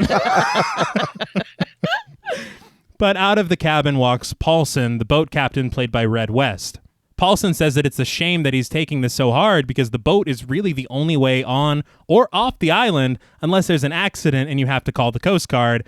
I'm sure none of this will prove important. Yeah. He's like, was everyone listening? Yeah. The only way, I said. Boats. But Will says that the island looks pretty remote, and Paulson says that that's what the tourists pay for. Ty continues to Ralph. I will say, whenever I was a kid, his Ralphing was so convincing to me that I couldn't even watch this part. Yeah. And it still is pretty rough. Yeah. But in sweeping aerial shots, we travel from the ocean to the island and the resort. This kind of reminded me of that opening shot from the first film. Yeah. Yeah. But I feel like, again, just the way that the water, maybe also because I think it was Typo Negative playing. I just like the first. Yeah, no, it was a really surprisingly good opening. I remember when it opened and we were like, oh, Okay. Yeah. Okay. fair enough. But the group makes it off the boat and onto land, Julie and Carla beaming smiles. Derek, the dockhand, played by Benjamin Brown, with a Bahamian accent, tells them if there's anything he can do to make their stay more pleasurable, don't hesitate to ask. They walk away, and Derek is approached by Paulson, who mocks him. Derek immediately drops the accent, Death Becomes Her style, Yeah. saying that the season's almost over, so he's got to work fast. So my note was, I'm sorry, Mr. Chagall. I'm really, really sorry. So this is him trying to get laid, right? That's what's Yeah. happening? Okay. Or get tipped. Oh, all right. I just think the worst of dudes. I felt like he was just really trying to play up like the island That's experience. fair. All right. Because he's like, it's the end of the season. I gotta gotta like fast. milk Yeah. these motherfuckers. Yeah. That's true. I thought he's like, I'm Thai status. I am horny. I'm horny on Maine. Yeah. I'm horny on the mainland. Well, he's working there. It's what, during season when everybody's Yes. there? Yes. I mean, fuck, he's working all the time and figures like, look, we're fixing to be off. I get to relax. Yes. You know what I mean? Whoever's here. And it's kind of insane to me because what we come to learn about the season Yeah. is really upsetting. It really- Yeah. Oh, yeah. No. We'll talk about it. All right. But continue. Paulson says that if the radio's right about the weather, Derek's already out of time. He then flips down a sign reading, Last boat departs at 6 p.m. As the group continues down the pier, Ty literally lowers his sunglasses to check out a couple of girls walking by right in front of Carla, who quickly corrects that shit. But Will Yeah, does the same thing, walking right in front of Julie. Yeah, but I didn't... And I'm like, but you're trying to impress her. but, Right. See, I didn't see Will doing it because the glasses thing was so dramatic. Yeah. No, No. Will Yeah. was just as bad. Yeah, I didn't even notice because he's like a cartoon when he did the hello, like Yeah. it was, Doesn't he turn around or He did. something? Yeah. and then he meets Carla's gaze and he's like, Yeah. oh shit. Well, I just felt like, I don't know. I just don't like Will. You're trying to impress her. Yeah. It's like, dude, this is how you're starting the trip. I don't know. He is it's technically single right now. He's right Yeah. back. No. Yeah. He's the one not He's trying doing not to be. anything wrong. True. Oh, dude, no shit. No, fuck Will. Yeah. He's the one who's not doing You're something so wrong. right. I mean, Even Julie, yeah. dude. Oh, you're so Fuck mad Will. at this dude. I don't like him. But they finally arrive at the resort proper, taking in all of their beautiful surroundings. And it is a paradise. Oh, yeah. It is. It looks gorgeous. But this is when they notice Titus, played by a dreadlocked Jack Black, miming smoking pot and asking if they need some bud. I love that he is just accosting people the second they get Yeah. No. Yeah. Titus calls Ty brother, which does not sit well. No. And Will jokes that they found Ty's brother, but Ty says that it's more like Will's brother. Yeah. And Ty is Ty is 100%. But Titus tells them in lines clearly improvised by Jack Black that he's got everything they need, from the bat guano to the cream jeans. Yeah, I'll take 2, please. Yeah. I wanted to point this out because any fan of Tenacious D Right. is well aware that cream jeans is such a Jack Black thing. There's no way it was written by anyone else. I looked back because I'm like, weren't they already a thing? And Tenacious D formed in 94. Oh, wow. God damn. They got their TV show, I think, in 97. And so he was already Tenacious D. Yeah. He wasn't the Jack Black he would become. Of Right. course. Because I think their first album was released in 2001. I'm a big fan of Tenacious D. Yeah. But it is very funny to see him here. And I did look in the script, and the script had him like, he was almost, he was kind of pulling a Colin Hanks in the script. Oh, no. Yeah. And I'm very glad. Jack Black's like, the dreads are enough. Yeah. That's bad enough. So I'm glad that he kind of toned it down. Yeah. Chet Hanks. Yeah. Chet. Colin's fine. Colin's the normal one. Yes. Sorry, I got my Hank sons confused. Yeah. I'm sure Tom has never done that. I'm going to cover my mistake by saying that Colin Hanks was in Orange County with Jack Black, so that's probably why. That's what it was. It wasn't just me being wrong. Never. But the group politely declines his offer, but Titus reiterates that everybody needs something. He then asks Julie and Carla if there's anything he can do for them, and Carla tells him that he can go take a bath. He's just on sales mode. Yeah, man. dude. What about the ladies? Yeah. The sweet young ladies. But it's so... Sir, please. Can I go put my bags down? We just got here. You don't even know. We could be cops, dude. You don't know. Oh, shit. And it's just so funny watching him with his Jack Black energy still. It's so funny. Yeah, oh, yeah. Yeah, it's always been there. Yeah, but he just rushes off after that rejection to go flirt with some random girl in a bikini. But the group then heads inside the hotel and finds it surprisingly empty. I did learn from research, I looked at the filming locations. This was actually filmed in an abandoned hotel in Mexico. wow. All right. And so it's doubling for the Bahamas, but they were talking about all kinds of like haunted activity while they were filming. Shit. And I'm like, The ghosts are like, you're not doing this shit here. yeah, no. Come back with a better script. Yeah. Like, is this the first draft? That's funny you say that because I when I was watching this, I was like, this has got to be somewhere they found. Yes. I was like, they had to have found this place. Because it's like, a full fucking I thing. go, Yeah. this is the perfect fucking setup Yeah. for a real place. Yes. All right. That But yeah. makes more sense. Yeah. Than them actually going Yeah, to. because I was like, this looks like a fucking real, like it's like you could go there. Yeah, Yeah. yeah.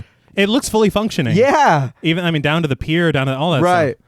But Carla rings the bell at the front desk and gets no response. Julie heads off when she sees Olga, a housekeeper played by Ella Rain Harding, cleaning a large globe. But when she asks, "Excuse me," Olga just takes her cart and walks away. That made me laugh. Because it's just like, Yeah. excuse me. Julie stands there very stunned, but she had a really entitled posture that bothered No, me. it was Yeah. a Karen posture. She was like, "Oh." yeah. I was like, I'm liking you even less, Julie. You're doing yourself no Yeah. favors. But Ty decides to head behind the counter, but gets the shit scared out of him when a leashed dog, I believe it was a Rottweiler or Doberman. It Right. looked like it. But- I don't know dogs, but it looked Me fucking neither. scary. It was a canine of some kind. But it starts barking at him, and it makes me laugh because I'm like, did the dog not hear the bell? Yeah.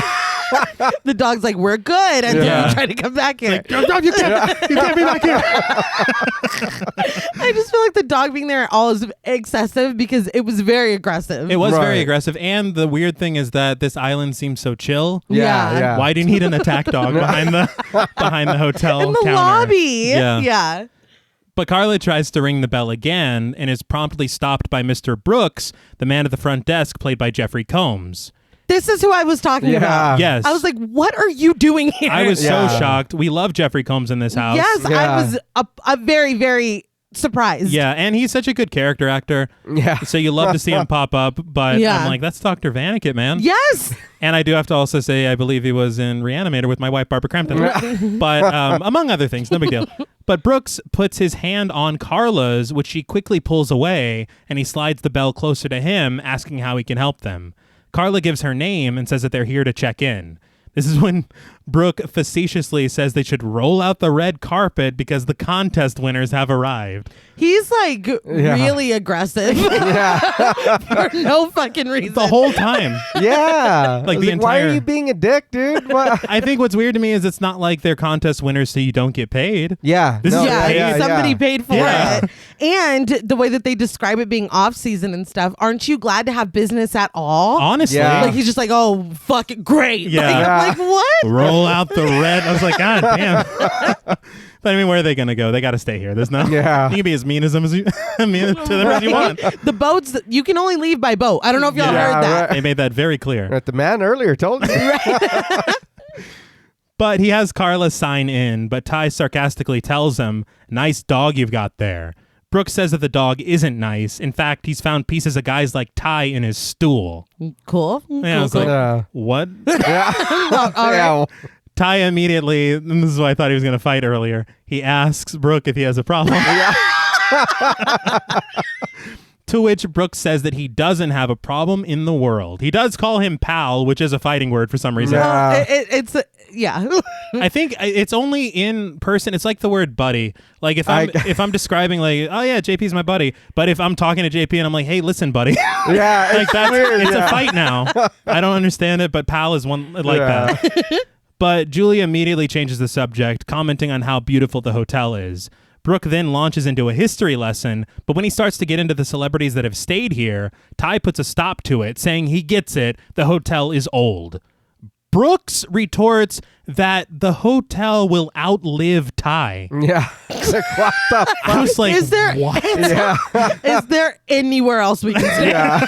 This can't be the only hotel on the island. I'll sleep on the Yeah, boat. no shit. This is the most unprofessional. It's insane. Right? And from what we know, that's not true. No. Yeah. I mean, well, we'll talk.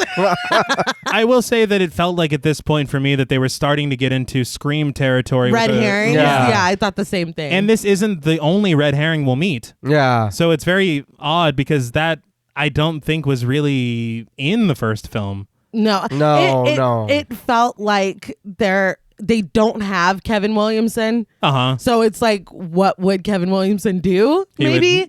He's the killer. No, yeah, he's the killer. Yeah. And that's what Kevin Williamson would do. So I don't know. But looking at the sign-in sheet, Brooks looks a little shook that they'll be staying in room 201 and 202, but he says that they're the hotel's honeymoon suites, and he assumes that they haven't exchanged vows, right? As if that's any of his business. Yeah. Yeah. Fuck's wrong with you, I man? don't know. It makes me laugh because he's like, you guys haven't exchanged vows. Julie's like, we haven't exchanged anything. Please don't tell Ray. I was like, we get it. She's like, I do not like Will. All right? We are friends. But Carla tells her to chill and just accept the honeymoon suites. But after using the phrase off-season staff and earning the confusion of the group, Brooks breaks the news to them. It's the 4th of July weekend, the beginning of their storm season, their version of winter. We suddenly realize why it's so fucking empty around here. Yeah. But he tosses them their keys, telling them to enjoy their stay. And Jeffrey Combs is having so much fun. Yeah. And you love to see it. I will say that he is like a lot of character. And it does feel a little strange. Yeah, it does. Yeah. I think it's at this point when he says that about storm season coming. Yeah. Uh-huh. That Will's like, it looked fine outside. Like, it could be fine all weekend. Oh, yeah. It's like, yeah, let's not listen to the guy who fucking lives here. Yeah, no shit. Will thinks it looks fine, so Yeah. I'm sure the weekend's going to be great. He's like, I've never seen a blue sky get cloudy before. Yeah. So Never. it's never. And a storms don't just roll in. You fucking, what is wrong with you? I'm the meteorologist. And there's a line later that he says, I'm like, are you studying meteorology? Yeah, no Shut shit. Like, good Lord. But as they head to their rooms, Carla apologizes to everyone, saying that she really wanted them to have a good time and lamenting that nothing is really free in this world. But the rooms were. Yeah. Like, I mean. Also the boat and the plane ride. Yeah. Dude had a mouth on him. Yeah. Just fucking calm down. We can all agree Brooks is a dick. But you still got a free trip. Yeah. But Ty consoles her, saying that they'll still have a great time. They've got the whole island to themselves after all. That's when Will is like, hey, it's blue skies right now. Yeah, shut up. That means forever. But Estes, played by Bill Cobbs, wheels them their bags, saying that these rooms don't get used very much, especially not for kids their age. Carla tells them that they won a competition by guessing the capital of Brazil, Rio de Janeiro. I don't know why. The fact that they kept saying it reminded me of Fry when he's like, my PIN number. Yeah. 1077. But Estes congratulates them and asks where they want their bags. I think that what we learn later, after that, there should have kind of been a knowing look from Estes, but he just plays it cool as a cucumber. Not at all. Yeah. But we'll talk. He's probably like, there's no redeeming. There's no Rio. Sure. Yeah. That's Why great. not? Will's going on about blue skies during the day. Yeah. It's always going to stay that way. It's like, just like, I'm not going to waste my time. What is? He's like a sailor. He's like blue skies at night. Sailors getting fights. It's like, What? What are you talking about? I don't even know what you're saying. Estes is like, Sure, I'm not even going to waste my Where breath. do you want your bags? Yeah.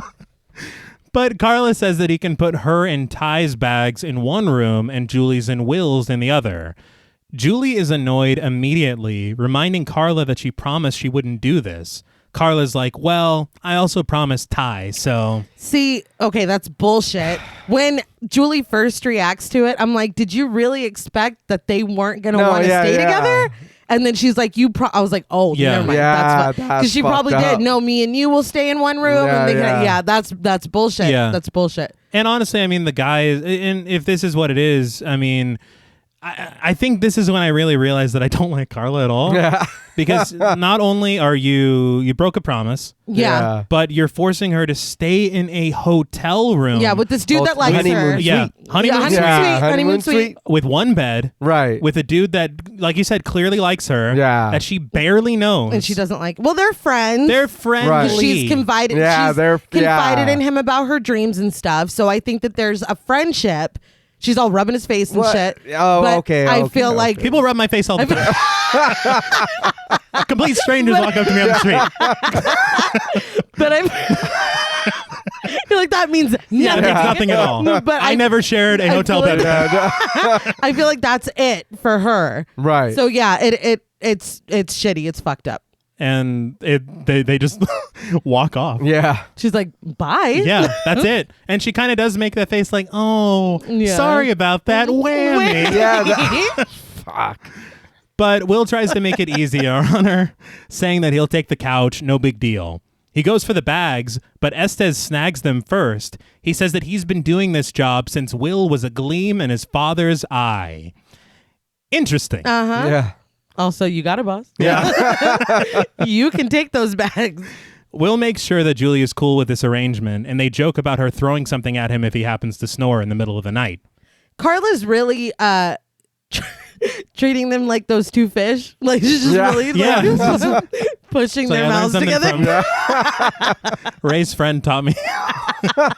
And I will say also, Ty kind of sucks a little bit too, because I understand his entire motivation of being a human being. Right. But at the same time, whenever Carla says that, he says to her, he's like, you're killing me, Julie. Yeah. It's like, dude. Ty cares about Ty and little Ty. And then that's it. He was ready to fight Julie when she was That is listening. true. Yeah. Is there a fucking problem? I'm not expecting understanding from Ty. Yeah. Fair. From your best friend. That's different. Yeah. That's different. That's shitty. And it really sucked because it's almost like the Don't Meet Your Heroes kid, because I really did. I was like, she should be the final girl. She should be, Yeah. Same. And then we return to this as adults and we're like, she's a bad like, friend. oh, Yeah. no. Oh, no, yeah. What is happening? Did someone switch the film? This isn't what I No. watched. Is this the director's cut? But we then cut to a hospital room with the rhythmic beeping of a heart monitor to find Ray resting in bed. Outside the observation window, Doctor, played by Michael Bryan French, tells Thurston, a detective played by Michael P. Byrne, that Ray is convinced that his friend Dave was killed on the highway by someone named Ben Willis, who had a hook for a hand and was driving a BMW. He gave all the details. Yeah. Like, I thought he really came in handed it there. to him on a platter. It's like his license plate started with. Yeah. I had to fucking pause the movie at this point.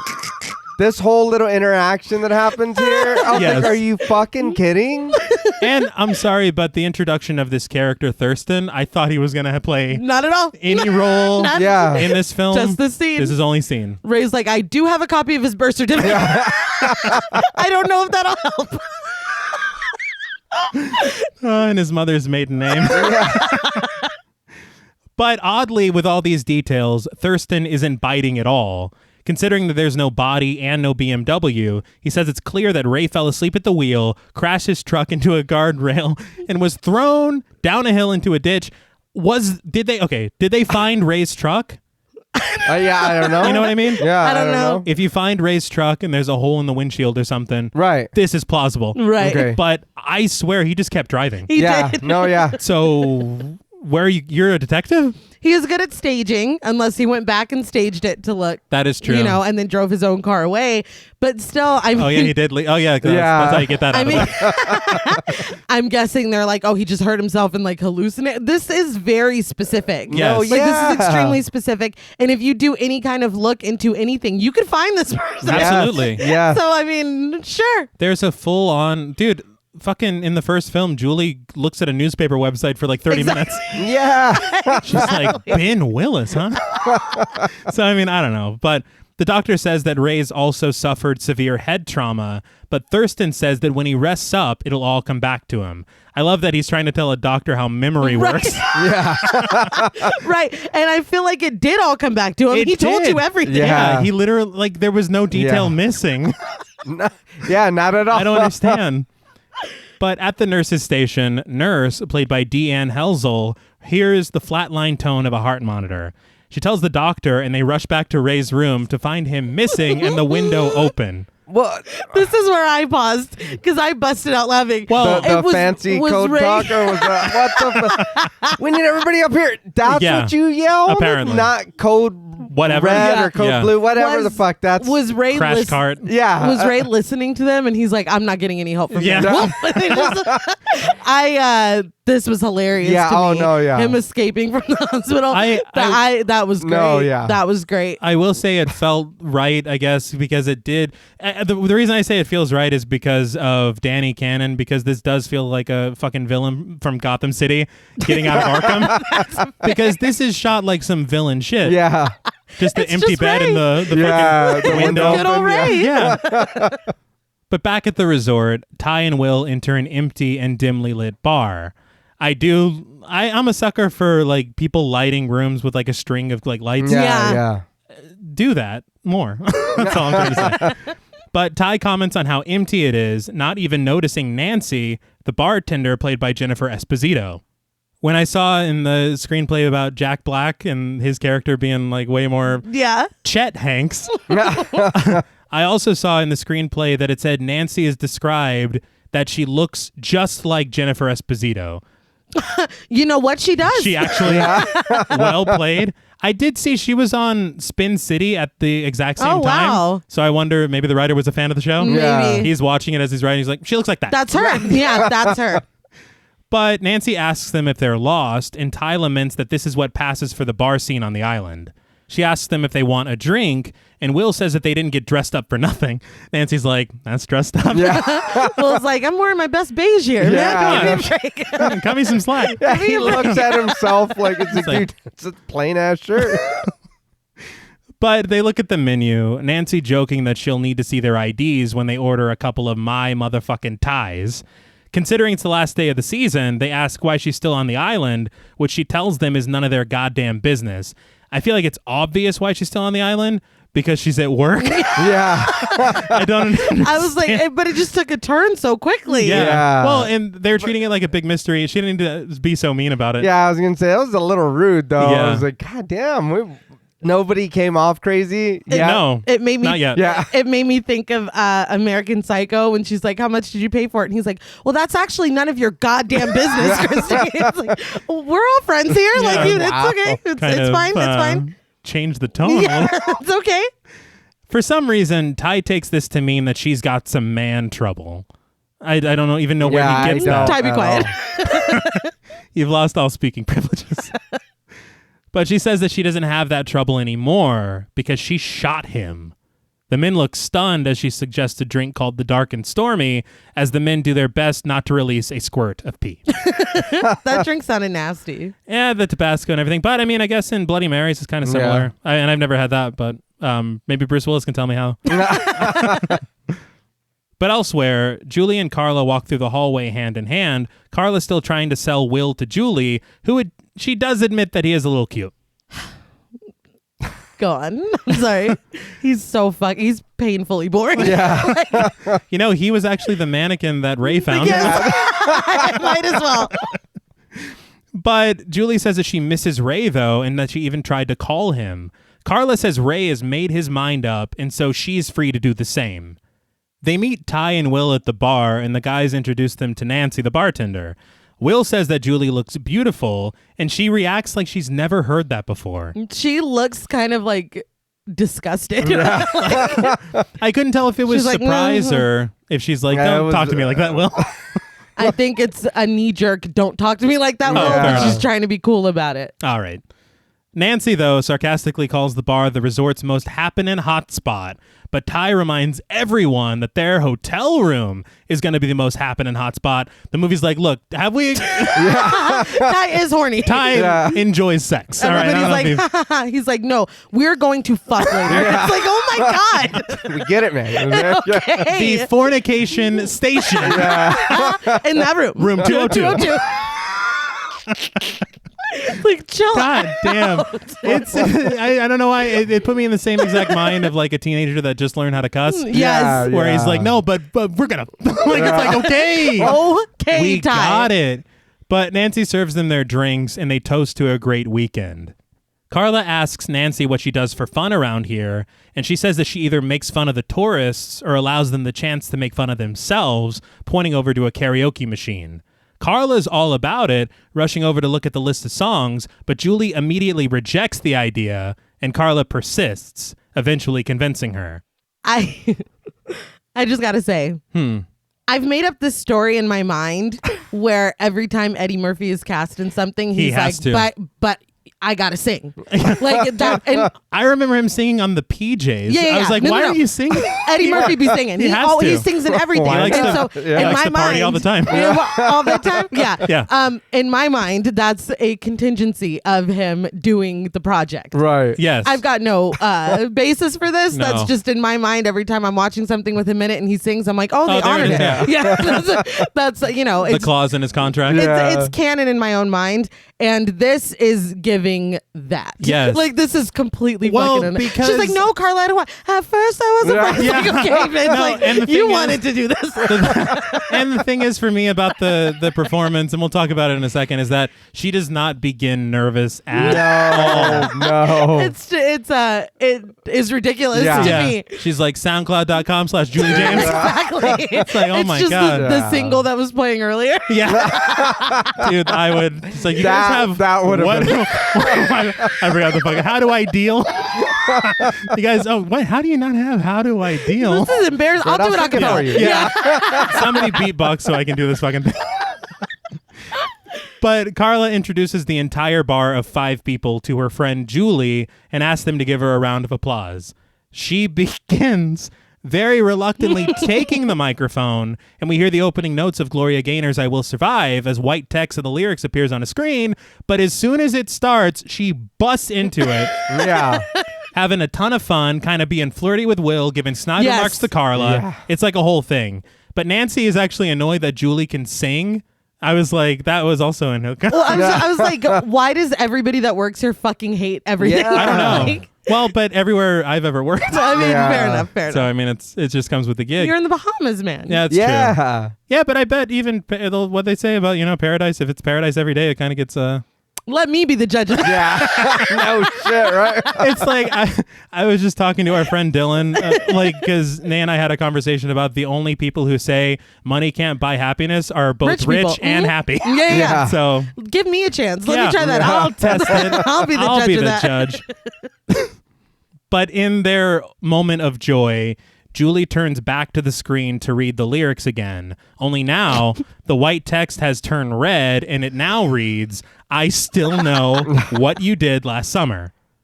She pulls a Ron Burgundy. Yeah. Still know what you did last. Still on beat. It's like, where's the bouncing ball? I'm losing this. The fact that it was red fucking made me laugh because whoever did it is like, no, you're gonna see this. Like, Yeah. you're gonna see. And I remembered a component of the twist ending. Okay. Yeah. Yes, yeah.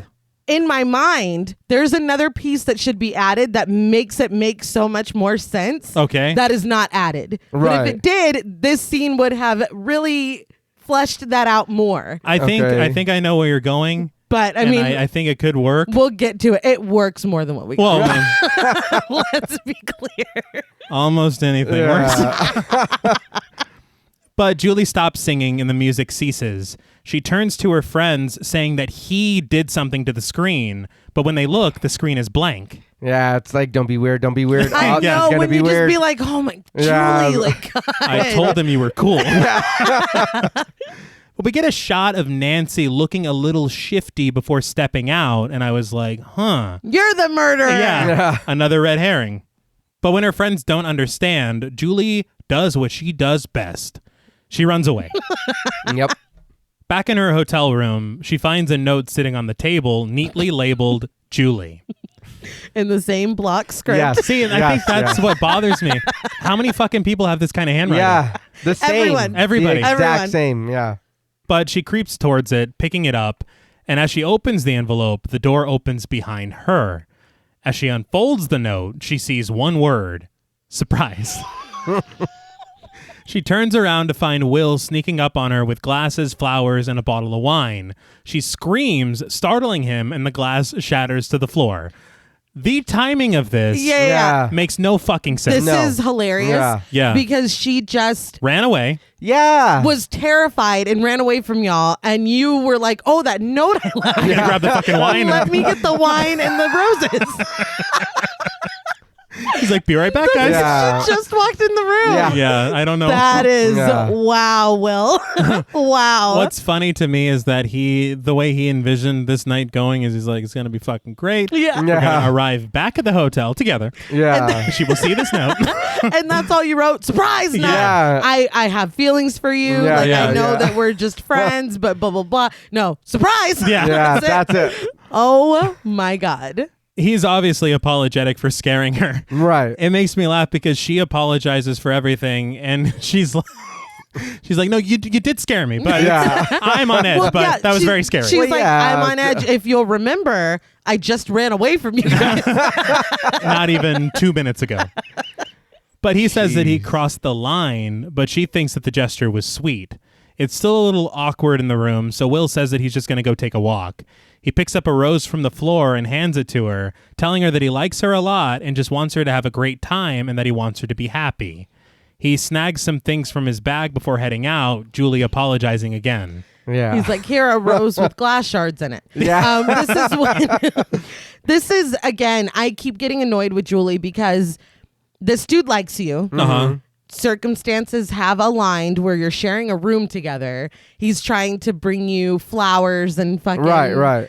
drinks, and him being like, I crossed a line. No, it's sweet. No, No, he it's- crossed a yeah. line. Yeah. I'll sleep on Absolutely. the couch. We're just friends, blah, blah, blah. You have Yeah. a fucking boyfriend.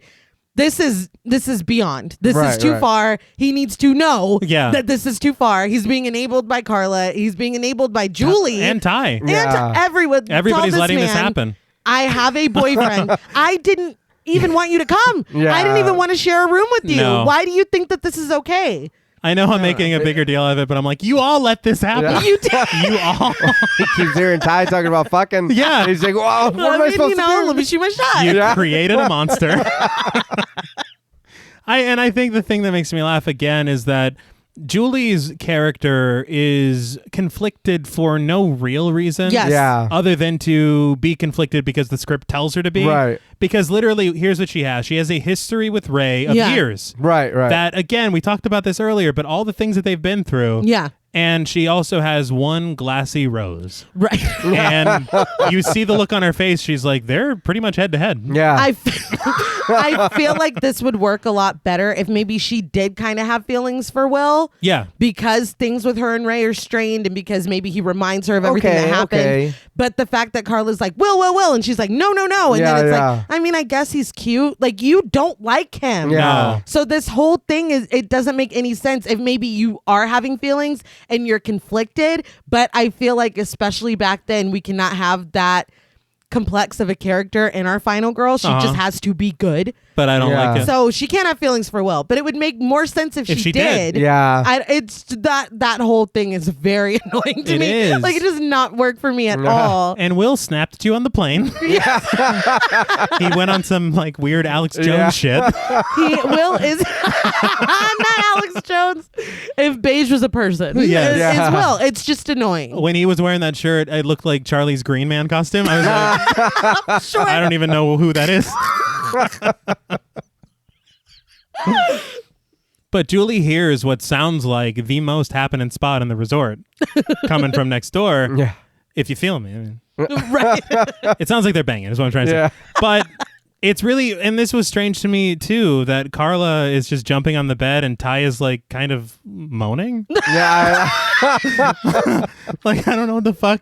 I don't know what the fuck. Foreplay for them. Yeah. I guess they're trying to enjoy it. I don't know. He's like, He's look, like, no, pretend I'm a trampoline. yeah, that's what really, that's what gets That's me what off. them off.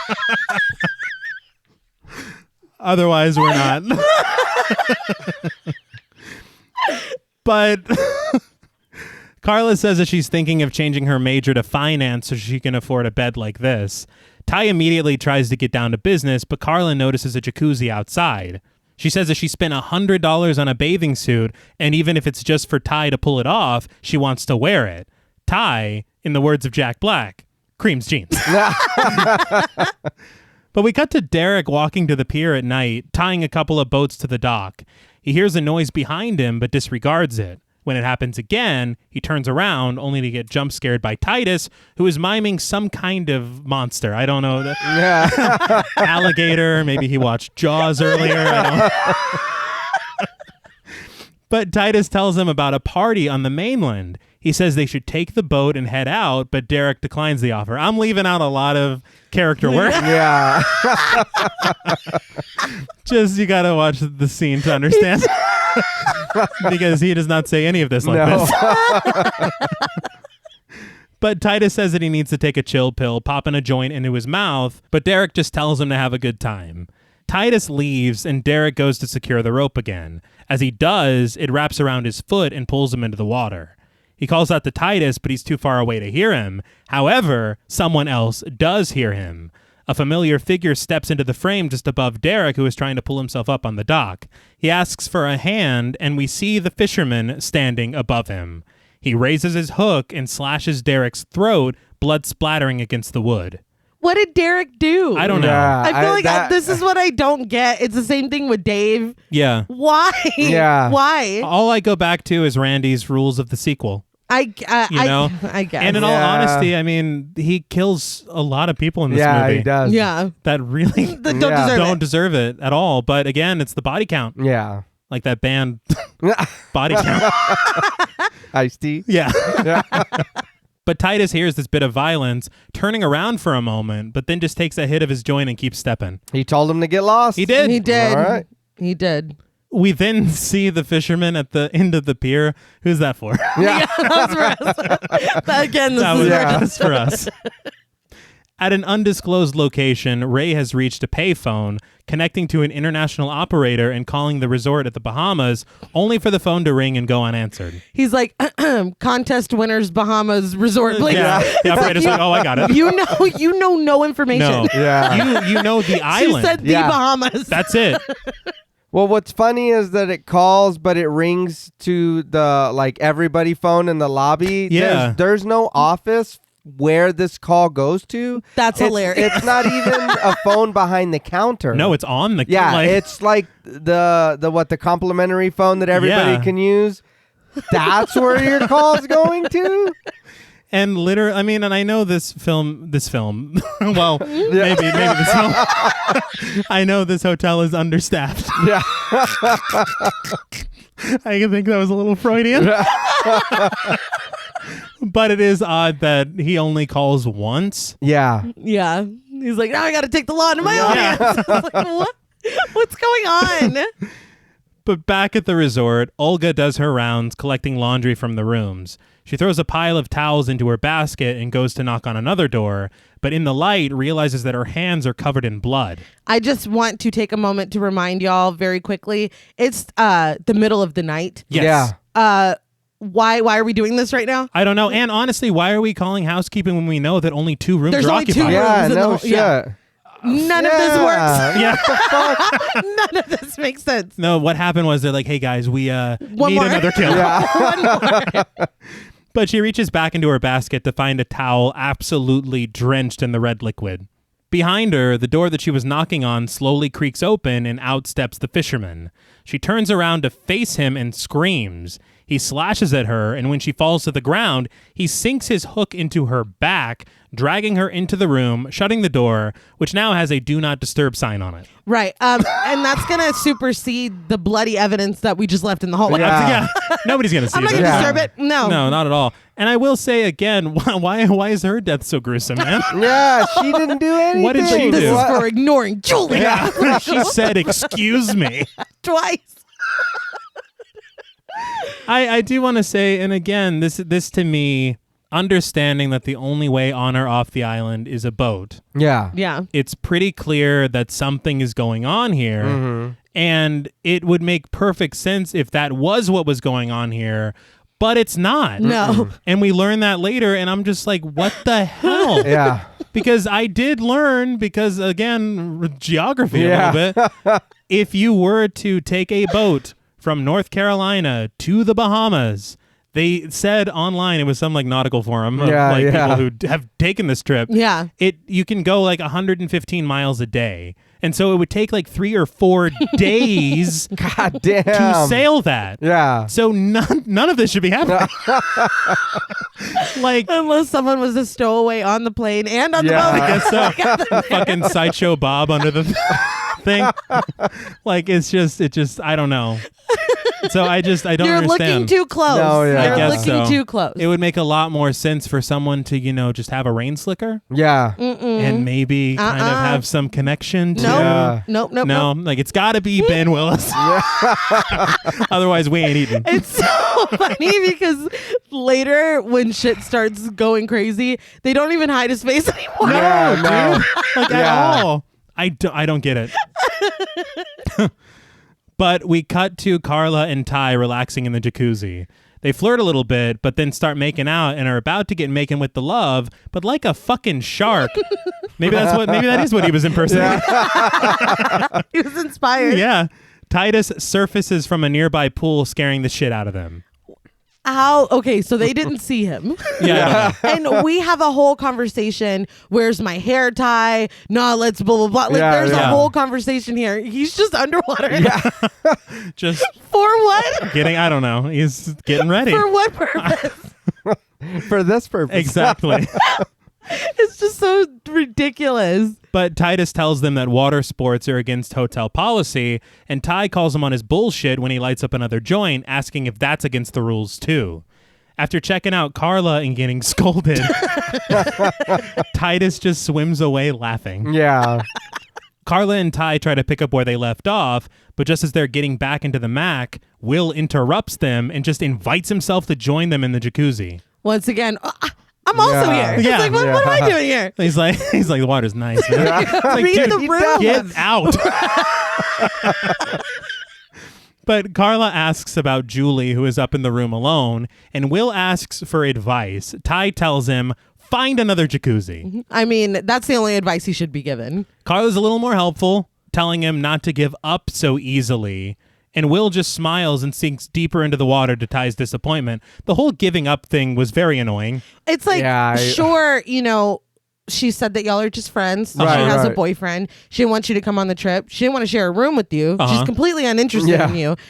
don't stop trying, man. Yeah, it's like, respect her and leave her Exactly. the fuck alone. Yeah. Do you understand boundaries? And No, I just don't. The answer is Yeah. no. It's nuts. And I feel like it's coming from some selfish thing of them being like, look, we like to double date. Yeah. And Ray comes Ray's here too once far. a year. So it's like, I don't like it. And I know they're mad, but y'all invited him. You did. yeah. Y'all brought his ass. Literally. But in her room, Julie is finishing up in the shower when she hears a noise coming from the bedroom. She puts on her robe, calling out to Will. She then heads out, looking outside through the blinds, but coming up empty. She checks the front door, but when she sees nothing there, she closes it and locks it behind her. But when she returns to the bathroom and wipes the steam off the mirror, she realizes that she can't find her toothbrush. Sorry. It's really, where's my toothbrush? Yeah. It's like so. And she's I like, don't oh, well. know. It's very funny. She leans her head down to dry her hair, and in that split second, the fisherman darts by in a flash. Like, again. Carla? Yeah. No shit. And it's ridiculous again because I'm assuming she hears this because we don't hear anything but the musical sting. Yeah. But she turns around. Yeah. So I'm like, I don't know what's going on. But she steps out of the bathroom once again, hearing a creak inside of a nearby closet. Creeping closer, she whips the doors open to find nothing. But just then, she notices a small drop of blood on the floor, and when she looks up, Derek's bleeding body comes down on a rope, slashed across his face and blood pouring from his mouth. She's been in here the whole time. Yes. Yeah. How the fuck? How? I don't know. How did this happen? And where's the fisherman now? Yeah. You know, and it kind of comes down to editing as well, because I swear we see her leave karaoke, and then Derek gets murdered, right? Yes. They do the karaoke. Her and Will have their conversation. Will leaves. Derek gets murdered. Uh-huh. Titus leaves, bothers them at the pool. Will joins them at the pool. And then the fisherman is in the room. Yeah. This had to have all happened between Will leaving Uh-huh. and her getting out of the shower. He was murdered, carried over there, Yes. propped up in the closet. Time is a flat circle. Right. Because it makes no sense in this. No. So, also he killed Olga. Oh yeah. Damn, he was moving quick. He was. Yeah. And in the hallway when Julie was in the room? Okay, so here's my question. So was he's in the opposite room, I guess, because the bloody towels, I assume, would be cleaning up the mess of propping up Derek while Julie's in the shower? She takes long Yes. showers. Yeah. How many extra towels do you have? What hotel are you staying at? I know you guys have to go to the front desk a lot. yes, no yeah, we shit, do. Yeah. So, I mean, there are no other patrons, so... They're like, y'all can have all the towels. Yeah. I flat out don't understand how this worked Yeah. for anyone. I got nothing. All right. Julie obviously screams, rushing out of the room to find her friends. She reaches the jacuzzi and tells them it's happening again. Well, she says, Will, it's happening again. Yeah, I don't like that either. Why? You've been fucking blowing this dude off the whole time. Yeah. Well, I guess because she's told him about, but she's told Carla too. Yeah, I feel like I would go to my best Yes, friend and yes. be Yeah. like, Carla. Yeah. And, No. and Will. honestly, if you were to tell Will, it would be happening again if you took a nap and had a dream. Right. That's when it's happening again. Because he just knows about the dream. Yeah, he knows nothing about what really just Anyway, this doesn't work. But the group returns to the room with Brooks, but when they open the closet, there is no evidence of any body or any crime whatsoever. the cleanup job. Yeah. is Fantastic. Stellar. Oh, See, yeah. And again, that would make sense if that's where the towels came from. Yes. Yeah, For like Olga's it's, death. it's Yeah. just out of sequence. Yeah, it seems like something fucked up. Yeah, I don't know. You have to be right because Yeah. it doesn't work. But Brooks is not at all amused by this. And Will is like, well, you said you were tired. Maybe you were just dreaming. I would punch him in his fucking face. I can't, the audacity of this No, dude. you're definitely not getting Yeah. any of this. It's never happened. You're trying to It's get on her never good happening. side. Yeah. Maybe you're too dumb to know you were dreaming. Yeah, she'll fall in love with that. But Julie insists that she wasn't, and Brooks says that he knew they were going to be trouble. As he storms out, Julie tries to convince him that she isn't making it up. She says he's here. Nancy leans into the doorframe, asking what's going on, and Ty makes light of the whole situation, which really pisses Julie off. She's like, God damn it, Tyrell. Yeah. Dude. Which fucking made me laugh. Well, Ty's being a dick. He's like... She called him by his full name. Yeah. That's how fucking mad she is. Well, when Nancy leans in, I don't remember exactly what Ty says, but she's like, oh, she's just having a bad dream. Or something like that. She just needs a bottle and go to bed. It's like, God damn it, Ty. But Ty holds his ground, and Carla asks Julie to think about it really. What did she actually even see? Julie says that she saw Derek hanging from his neck, dead. Brooks says that they'll just talk to Derek in the morning and put it all to rest. He's like, nobody believes her. Yeah. But he says that they should just chill out, get some sleep, and lay off the dark and stormies. Nancy's like, don't look at me. She's like, she came here crazy. Had nothing to do with my Tabasco drink. But Julie isn't about that plan at all, saying that she just wants off the island altogether. Brooks says it's a no-go, though, that the last ferry left a few hours ago, and with the incoming storm, there won't be another boat for a few days. Julie says that she'll just call the mainland then, but Brooks tells her that the phones went down a few minutes ago. She tries it anyway, and she relays to the group, she's like, it's dead. Yeah. He fucking told you that. He goes, duh. He's like, he fucking told you. I was going to write that in my notes, and then he goes, duh. Yeah. Never mind. He's got it got here. it. Yeah. Carla asks about the radio, but Brooks says that that's only for emergencies, which he doesn't see this as one at all. He says all they can do now is batten down the hatches and ride down the storm before bidding them goodnight. Outside, we see the storm approaching in the dark, but inside of a building, lit only by candles, we find Estes performing a ritual. He repeats the words, the pain of the past, the fear of the future, the blood of the young. We then see him placing the bristles of Julie's missing toothbrush into the flame of a candle. So at this moment, I'm like, why is he doing this? Yeah. As I'm watching it, I'm like, I have a feeling that this is going to be completely unnecessary to the story that we're trying to tell. Mm-hmm. But, you know. And I think my thing was he met them for like 2 seconds. Yeah. He put their bags in their room and he booked. But we're supposed to believe that what we're supposed to believe is that he's cursing them right now. Right. Right. Which he doesn't know them enough to do anything. Help them, hurt them, nothing. Yeah, I was... For me, it was like, oh, so now we're doing some supernatural shit. Yeah, I was like, which caught me off guard. Yeah, I was like, I don't understand. Yeah, it caught you off guard because it doesn't really pan out. It doesn't work. You know what? Here's what I think happened. I think somebody researched the Caribbean, right, and tried to add some culture into the film. Okay. The thing is, in that I think that's what bothers me even more is they call it voodoo in the film, right, and the practice that's more common in the Bahamas and Jamaica is a practice called obeah. Right. Mm-hmm. And I hope I'm pronouncing that correctly. I did look it up a lot. Mm-hmm. But it seems that it would be more, if you're trying to add the culture, you got to get it right. Right. First of all. Nah. You're like, nah. It's fine. Because voodoo is more Haiti. I know it's all the Caribbean. Yeah. Right. But I mean, you're right there. Mm-hmm. And also, interestingly, I did read that obeah is considered illegal in the Bahamas now. Oh, wow. Which is very interesting to me. I want to look more into that. Yeah. Because it's like, what made that law, Yeah. what inspired that law to even come into place? That is interesting. But we cut to Titus checking in on his pot plants in his, I want to say, apartment, but it looks like a boiler room. Right. We learn later that this is the pool house, which we learn later that Titus is in charge of the pool. Yeah. He's the pool boy. And that never. No, never I at saw all. him swimming in a pool. Yes. Yeah. I've seen it. He's more the connect than anything. Yeah. So I'm just very confused by this. I'm like, he gets paid by the fucking hotel? Yeah. But he sits down to light his bong, and we see the silhouette of the fisherman and a flash of lightning behind him. As Titus searches for his lighter, the fisherman walks right over to him. Titus asks if he can help him, but he gets his hand hooked to the table for his hospitality. Titus reacts in a very hilarious Jack Black style. Yeah. He and it killed me. Yeah.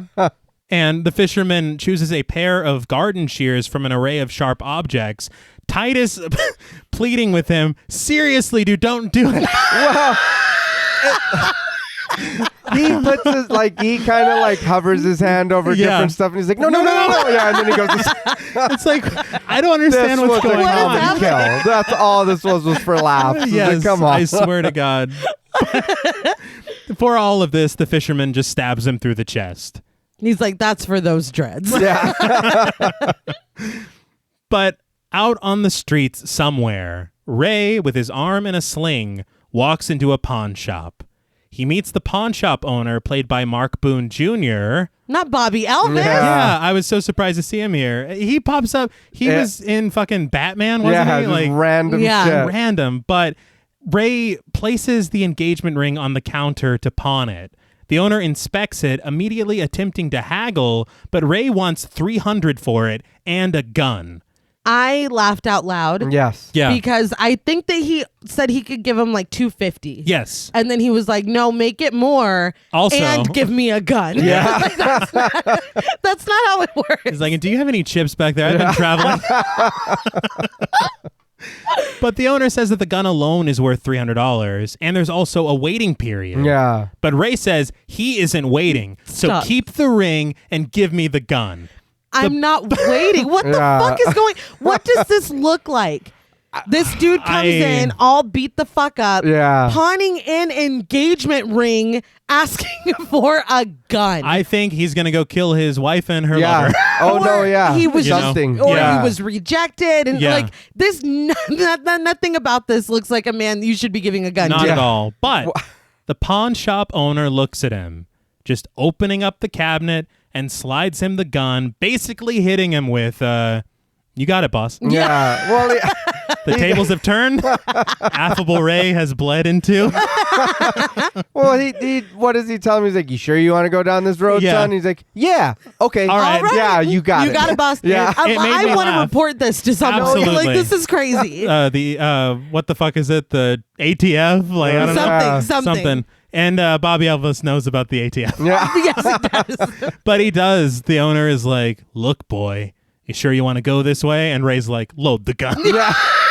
Like, what Where the were fuck? you in the first movie? Yes. Where? When dude was bullying you and your girlfriend and his girlfriend. What the fuck? There was no spine to be found. No. And now Ray it's like, oops, all spines. Yeah. I don't know what the fuck is going on. Load it. I was like, It made what me is think. going on? It made me think of Bart with the squishy on The Simpsons. He's like, just make it happen. It's like, oh my God. Where did this come from? But Also, that happened here. yeah. Like, his quest to make it to the Bahamas, logically, the fisherman is not in the Bahamas. Yeah. Like, the fisherman shouldn't be in the Bahamas. Oh, that's it so makes true. No sense. Why does he assume that he's going to travel for 4 days Yeah. to get Julie in the Bahamas? I'd be like, at least she's safe. She's not here. She's not even in the country. Yeah. He's like, he went to the Bahamas. Yeah. I just know like, it. what evidence do you have? He feels it in his bone. He feels it in his spines. But the next day at the resort, the group wakes up together, all sleeping in one bed. Why does Will need to be in the bed with us? I'm just saying. Didn't they just say there was a couch? They did. Yeah. We not only have a couch, there's a whole other room. If I'm so scared I need to sleep with somebody, it just doesn't make sense to me that Will is up in the bed with them. Is Will also scared? Yeah. They all made it clear that she's the only one scared. Right. Like, she's the only one who believes that this happened. Yeah. Will does not need to, No. not need to be here. And why is he in the middle? Yeah. No. That's the other question I have. If anyone should be on the edge at the door, it's Will. No. But the person, and this is the same thing because mom and dad always do this, and it's a very morbid thing to me, but dad always Next sleeps to the next to door. the door. He always said, just in case somebody, anything, he's the first one, he can, whatever. Right. But they put Carla at the door. So if fucking Ben Willis was to walk in, Carla's dying first. Whose idea was None of it makes sense. No. When the scene came up and I saw it, I just laughed. I was like, why is this happening at all? And it is played for laughs because Will has his hand on Ty's face. Yeah. Yes. But they soon learn that the phone still doesn't work, and Julie gets up to look out the window, and we hear the sound of the storm. Ty, being an entire dickhead, says it's just another day in paradise with Julie, their tour guide, Miss Psychotic episode. That's too much. Yeah. I mean, if I'm Carla, I'm like, you don't need to talk to my friend like that. Like, chill out. I get that you're frustrated. You came here to clap cheeks, not share your sheets. Like, I understand. I will say that she lets him get 2 more lines in. Yeah. He asks Julie if she sees any dead bodies outside the window, or maybe Freddy or Jason. I'm like, come on. Man, you just woke up ready to go. Like, everybody went to sleep. He was writing these. He opened up his Apple Notes. Freddy. Yeah. Oh, they're going to love this. But Carla tells him to shut up, and Will tells him not to be an asshole. Julie doesn't care, though, as she's starting to think that she might be crazy herself. Carla says nobody thinks she's crazy, but Ty's like, I do. She then asks Ty and Will to find something to do, which pisses Ty off, as again, the man loves sex and is mad when he's not having it. Yeah. My whole thing is we're all really going to stand here and have this heated back and forth with our morning breath. Yeah. Nobody's going to brush. Everybody's like, hey. I'm like, oh my God. A lot of H's in the morning. He's like, from Halloween, Freddie and Michael Myers. It's like, oh my God. Can you stop? Please stop. Did you eat cat shit last night? But Carla suggests that she and Julie go to the gym to walk off some of the stress. She hugs Julie, and Ty just sits there fuming. His whole arc is just the bluest of balls. Like, that's it. How blue? How Billy Blue can a man's balls? That's what we're trying to find out with Ty, I guess.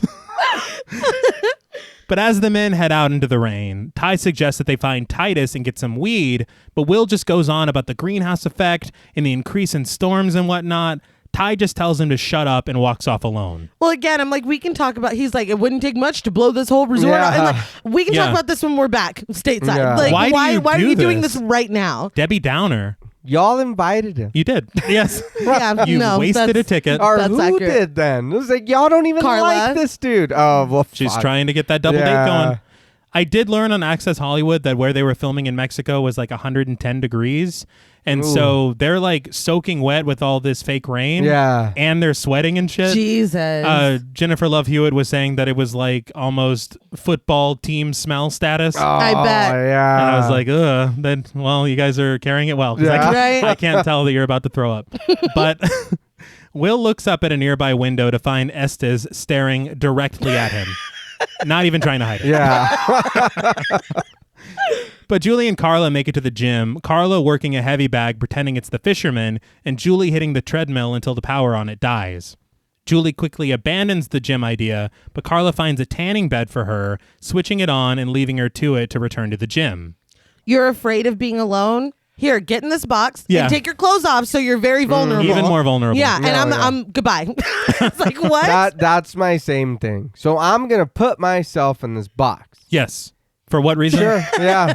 Go ahead. The whole And reason we're here alone. is because I'm scared. Yeah. And alone. It did make me laugh, though, because as you're saying, the undressing thing, the camera travels down Julie's body as she gets undressed. They're like, but look at her. Though. Yeah. Goddamn. And Ty's like, I'll be the cameraman for this.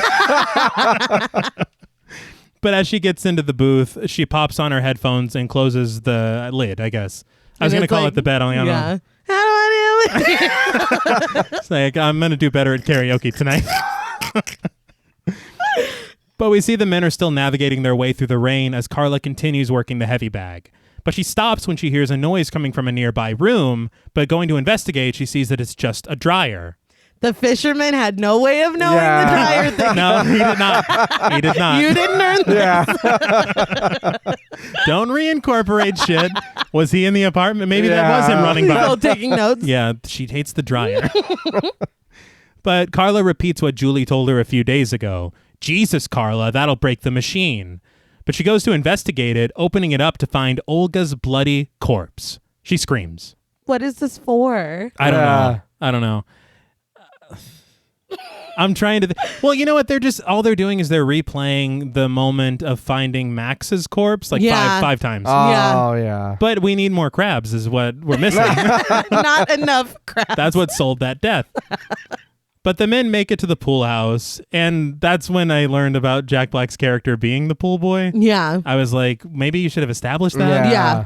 But because it seems like he's just some asshole hanging around being annoying. It seemed like he Yeah. was a On the local cool, yeah. that would just go to the resort to try to sell weed. That's That's what it. it Yeah. looked like. But he's like, no, That's why I I was have. like, wait, he lives here? Like, what is going on? He's like, can I get my W-2? Yeah.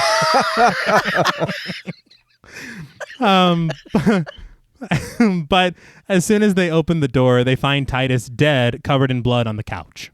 So now everyone has found bodies. We're all on the same page that shit is actually happening. Yeah. Yes.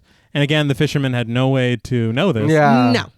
But the fisherman does push the doors open to the tanning room, stepping inside and readying his hook.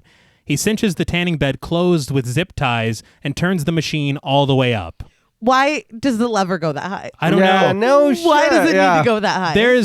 I feel like it's only in horror movies there's a setting on tanning beds that's like scorched. Yeah. Yeah. No shit. Broil. Thanksgiving turkey. Yeah, melt the cheese setting on the fucking thing. I just don't understand, but it does pop up a lot, and here we go again. Because there's the same thing that happens in Final Destination, I think, 5? It's ridiculous. Yeah, and I'm like, I guess all tanning beds, that's why I don't do it. Nope. I will not do it. Will not do it. Refuse to be cut. But he leaves, with Julie soon realizing she's trapped. She kicks and tries to open it, screaming for Carla, but Carla, meanwhile, is trapped in the laundry room. Thankfully, Ty and Will are able to bust her out, and they all three run to the tanning room. Carla screamed when she found the body. Yes. Nobody heard anything. No. Julie screams when she's trapped in the tanning bed. Correct. They're like, oh. Yeah. I'm like, so y'all hear her? It just doesn't make sense. So they're like, Julie's got a Well- great scream. But Did then you they hear got that? to Carla first. Yeah. Even though they didn't hear her. Fair enough. Oh, dude, that was a story I wanted to tell, is that whenever Jennifer Love Hewitt was walking the red carpet for this movie, Yeah. I saw a video and they were all asking her questions, of course. She stops to answer a question from a guy, and he's a reporter. And he goes, you know, you got a great scream for horror, scream queen, this and that. He's like, can you give us a scream? And her handler leans in. She's like, she will not be doing that. Oh my God. I was like, yeah, because it's fucking That's creepy, embarrassing. dude. He goes, she's losing her voice. And she answers with a full voice. Yeah, I've been losing my voice. He's like, scream. Yeah, I was like, what the fuck? Are you the fisherman? Yeah. Watch the movie. Watch the movie. Yeah, just watch it. It's fine. But through Julie's frenzied screams, Will finds a dumbbell and passes it to Ty, who smashes the tanning bed open, rescuing her. But the zip tie was still on there. Doesn't matter. That doesn't. Or let's turn it off How about that? and turn then it off. find something to cut that. And why was there a dumbbell in the drawer of the tanning Yeah. That's a great question. Somebody like to multitask, I guess. You're telling me I can get tan and cut? Yeah. Say no more. But Julie tells them that she wasn't crazy. He's here and they need to get to a radio to call for help. She also runs into Will's arms. Right. One thing I did read on ET Canada, of all places, I'm telling you, I was scrounging the web for stuff. Yeah. But I found that not only because there was an interview, I guess Jennifer Love Hewitt did on a podcast, but not only was the tanning bed real because they wanted the real light of the tanning bed for the film, so she's actually getting fucking cooked. Was it actually uncooked? I don't think it was said on that. But she said that it was 100 degrees in the Oh my God. Oh, thing. wow. And so she's doing this. She's losing her mind because that's what Julie's supposed to be doing. And her mom is on set for this, thankfully, because she's watching the monitors and she's like, there's something wrong with my daughter. Yeah. And when they look even closer, Jennifer Love Hewitt passed out in there. Oh my Oh, fuck. God. Yeah. I don't know how they didn't realize that when she fucking stopped screaming. This is the scene where Julie takes a nap. Yeah. No, we're getting B-roll to lead into the dream sequence. What the fuck are you talking about? But yeah, so they got her out of it and they, she was Oh fine. my Jeez. But yeah. Well, yeah, she's hot as Yeah. fuck, having to scream and thrash around. Yeah, it was a very bad thing. They're And, like, no, this is part of her process.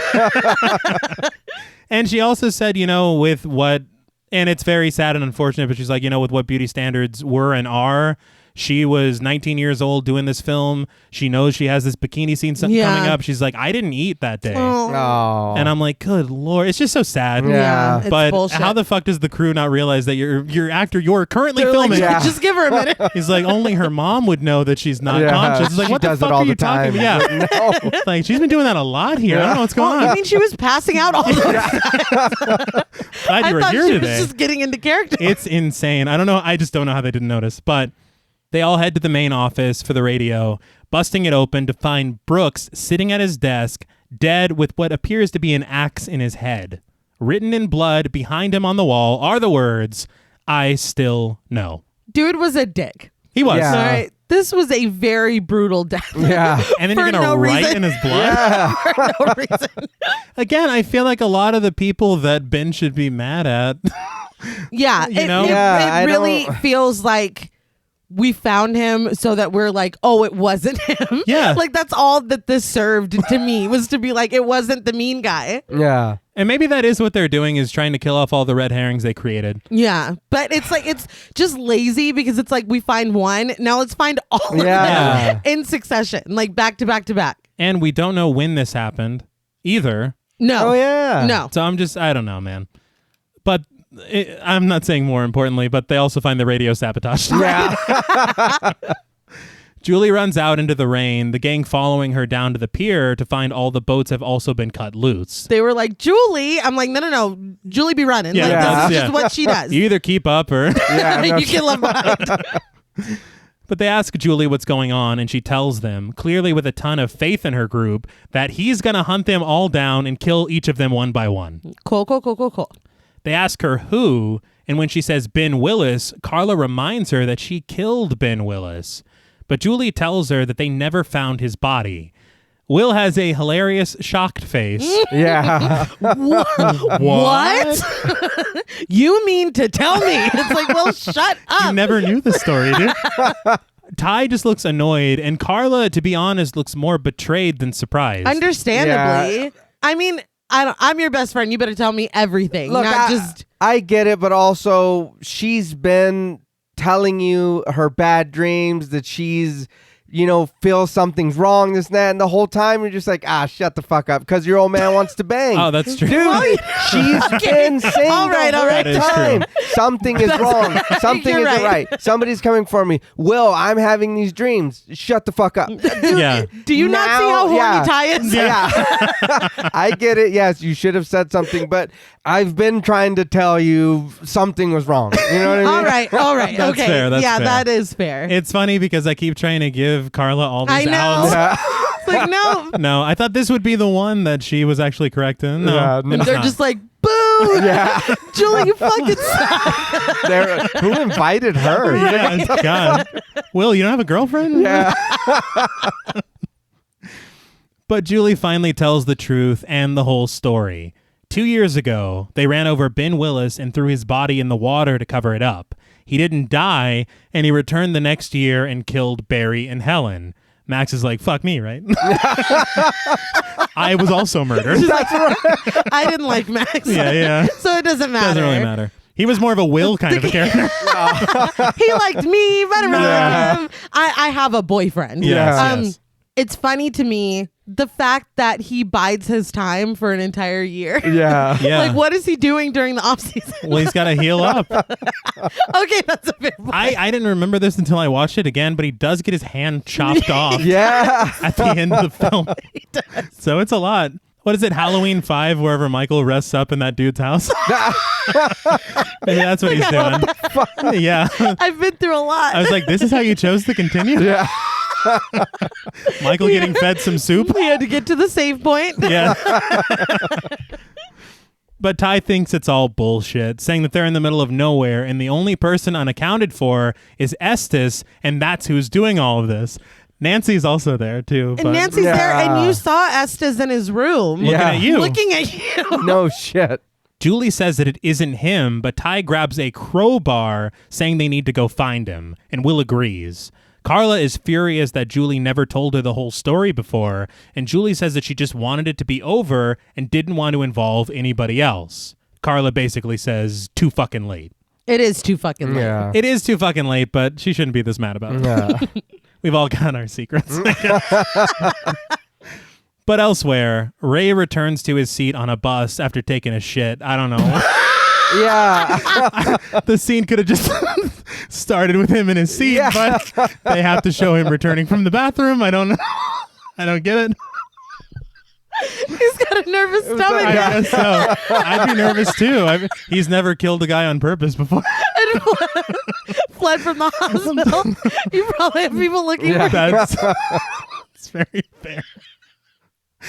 He's got the bubble guts. Leave him alone. But anyway, he takes some painkillers, and an elderly woman stares at him like he's got two heads or something. I don't understand. Yeah, I didn't either. The lady looking at him serves nothing. No. So he's but- high? I don't. Yeah. How did he get a prescription when he fled the Thank you. hospital? Yeah. These are all. Dude, I swear to God. That's that old lady's medicine. She checks her That's why purse. she's She's like, what the fuck? Is that mine? It's that guy who keeps getting up to shit. Yeah. It's like, I see he's strapped. I'm not going to ask for it back. I swear to God, the more threads we pull, like I said, there is going to be no sweater left by the end of this thing. But back on the island, the group makes it to Estes' room, Ty knocking his things over and calling him a sick motherfucker.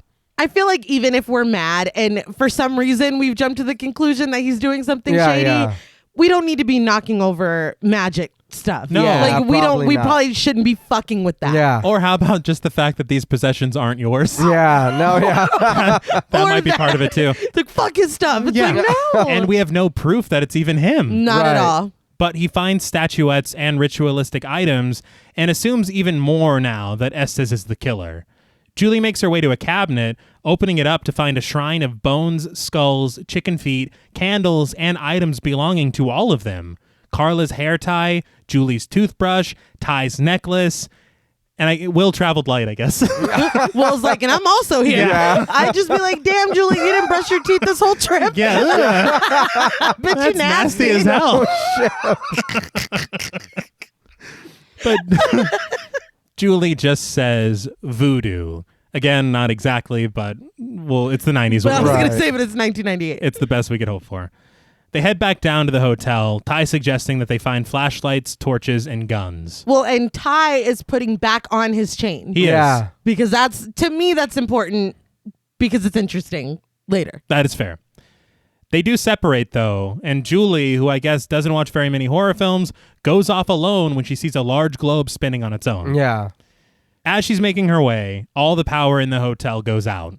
She finally stops the globe and points to the capital of Brazil on it. Estes pops up behind her out of nowhere. Where did he come I don't know. There was like a hole in the floor, I guess. But he just says, Brasilia. Carla screams for her to watch out, which brings Ty and Will rushing back. In a very threatening manner, Estes says, Brasilia is the capital of Brazil, not Rio. Yeah. So it was him. Then see, him saying that, it's like, what did you Yeah. do? Yeah. Yeah. But the men rush to subdue him, and Julie says to leave him alone. Estes says he found the bodies this morning and tried to use the radio, but found it broken. When asked about his shrine, Estes says that he only stole those things to protect them. Julie backs away with her arms out. I was ready. I was like, is she Yeah. gonna I was do it? fucking ready. No, yeah. Are you gonna do it again? I also wrote that. I was like, was this the beginning? Unfortunately, she doesn't. She just reiterates the fact that they didn't even get the radio question correct. Ty asks where Ben Willis is then, positing that she might have set this whole thing up. Julie turns it around on him, saying that he could have been the one to do it. But Estes chimes in. He knows of Ben Willis. He used to work in the hotel, and lately he's seen him in the woods in the orchard. What? Yeah, I'm really. sorry. Even coming away Yeah. from this, does this make sense to No. anyone? No. Even watching the whole film, does No. this part make sense to anyone? I need I to was be- like, maybe I'm Yeah. dumb. No, No. I need to be honest because when he said that he knows of Ben Willis, I was like, well, he's a fisherman. Yeah. But when he says he worked in this hotel, Yeah. I was like, this hotel? What the fuck are you That's a talking bit of a about? reach. Yeah. In the it's a- Bahamas. And then you're seeing him around? Yeah. And they're just like, oh, hey. Hey, Yeah, Ben. Ben, what are you doing in that much? What the fuck? Yeah. But he hasn't said anything to No. anyone about Not any of at this? all, yeah. I think that the stuff with Ben Willis would have made the papers, Yeah. Yes. Yeah. you know? Yeah. But Estes even offers to show them. Julie agrees that they're better off out in the open and that if they stick together, they might be able to finally kill Ben.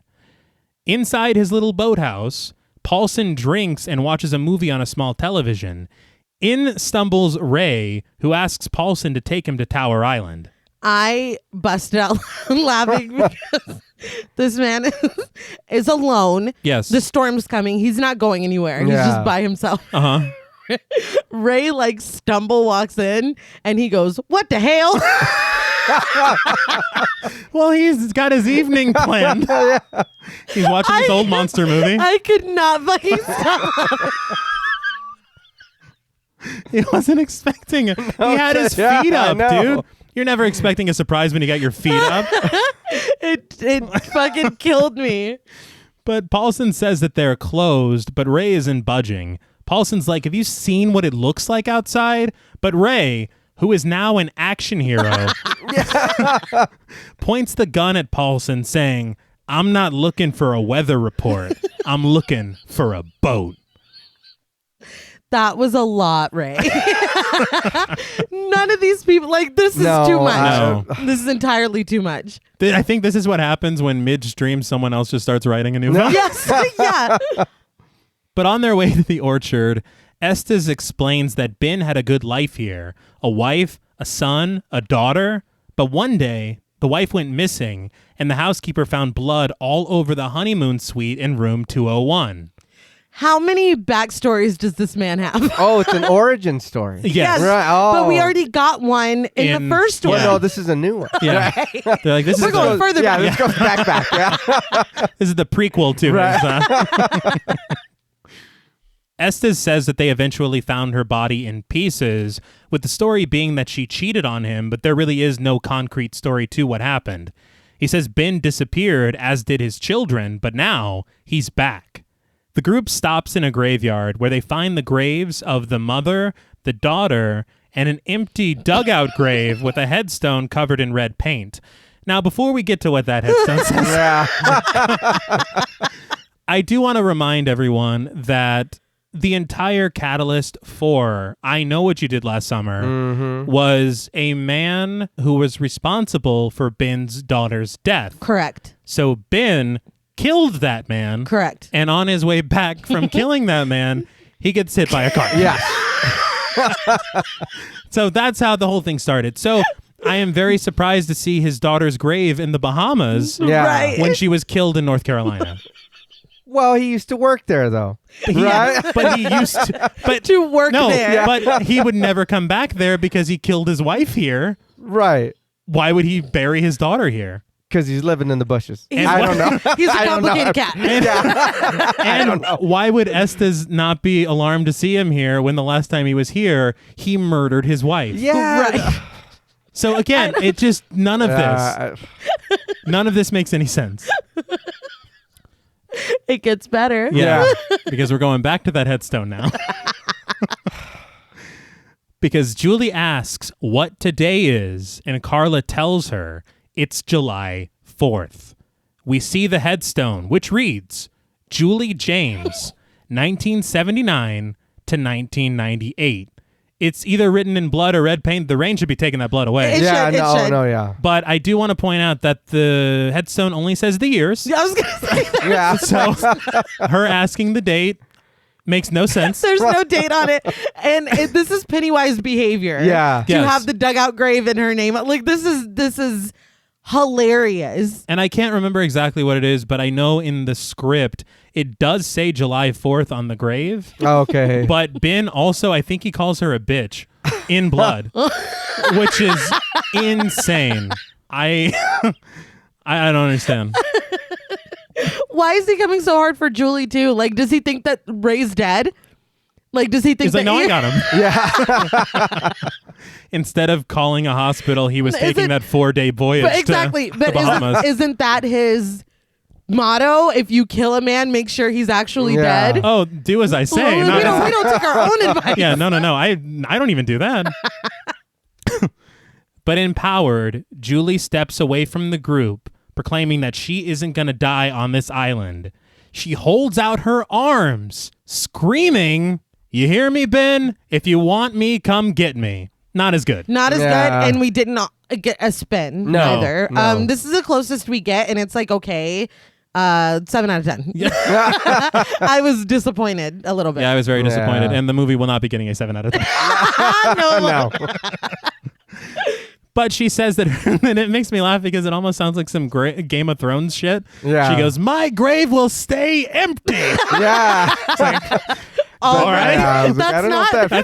That's not your grave. No, he literally he wrote over some. It said, I think it said "in loving memory of Layla" on it, and he just fucking smeared blood on it. That's not your grave. But Carla says that there's no way off the island, so Julie says that they'll have to stay here and fight. But the group realizes that Estes has disappeared. How? I don't know. He just slinked away. I don't know. But this is where it gets very suspicious and interesting because Will heads off alone to go find him. Yeah. I will admit, Ty offered to come with him, and everybody. It was Carla that said, "Oh no, you're not going with him." Yeah. Which is kind of fucked up. Fuck Will. She said, I don't really like She goes. She literally says, "And you're just gonna leave us alone?" Yeah. Will is literally alone. Yeah. Well, not only that, on the cool, I guess, yeah, he's still kind of a suspect, but there's still 4 of us. You don't need to go look for him. Nobody needs to split up either. not you at don't all. need to go look for him. Even if he tries to attack us, he's a little older. There's 4 of us. Yes.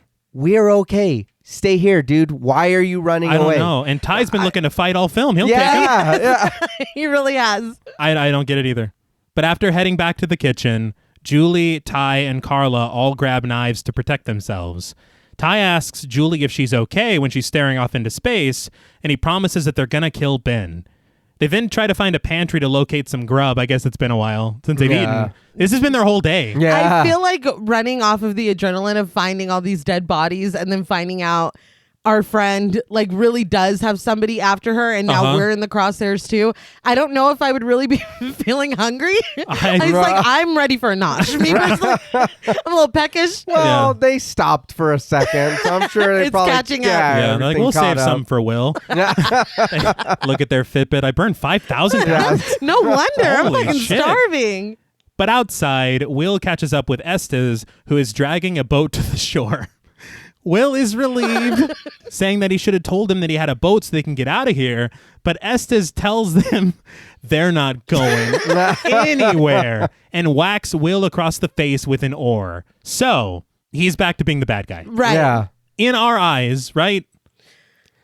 I mean, kind now, of. yes. Kind of. what they want us to think. What we're Yes, supposed yes, to think, yes. yes. Okay. But the others find food in the pantry, but stop when they hear a noise behind a chiller door. Ty rips it open and finds nothing but a rat. But when Ty turns back around, he gets hit in the face with a rolling pin by Nancy. Out on the ocean, Ray is sailing his ass off through the storm toward the island. He's calling in assistance on the radio, but getting no response. He's like, "This was a bad idea." He's like, "Oh my God, I'm going to fucking die."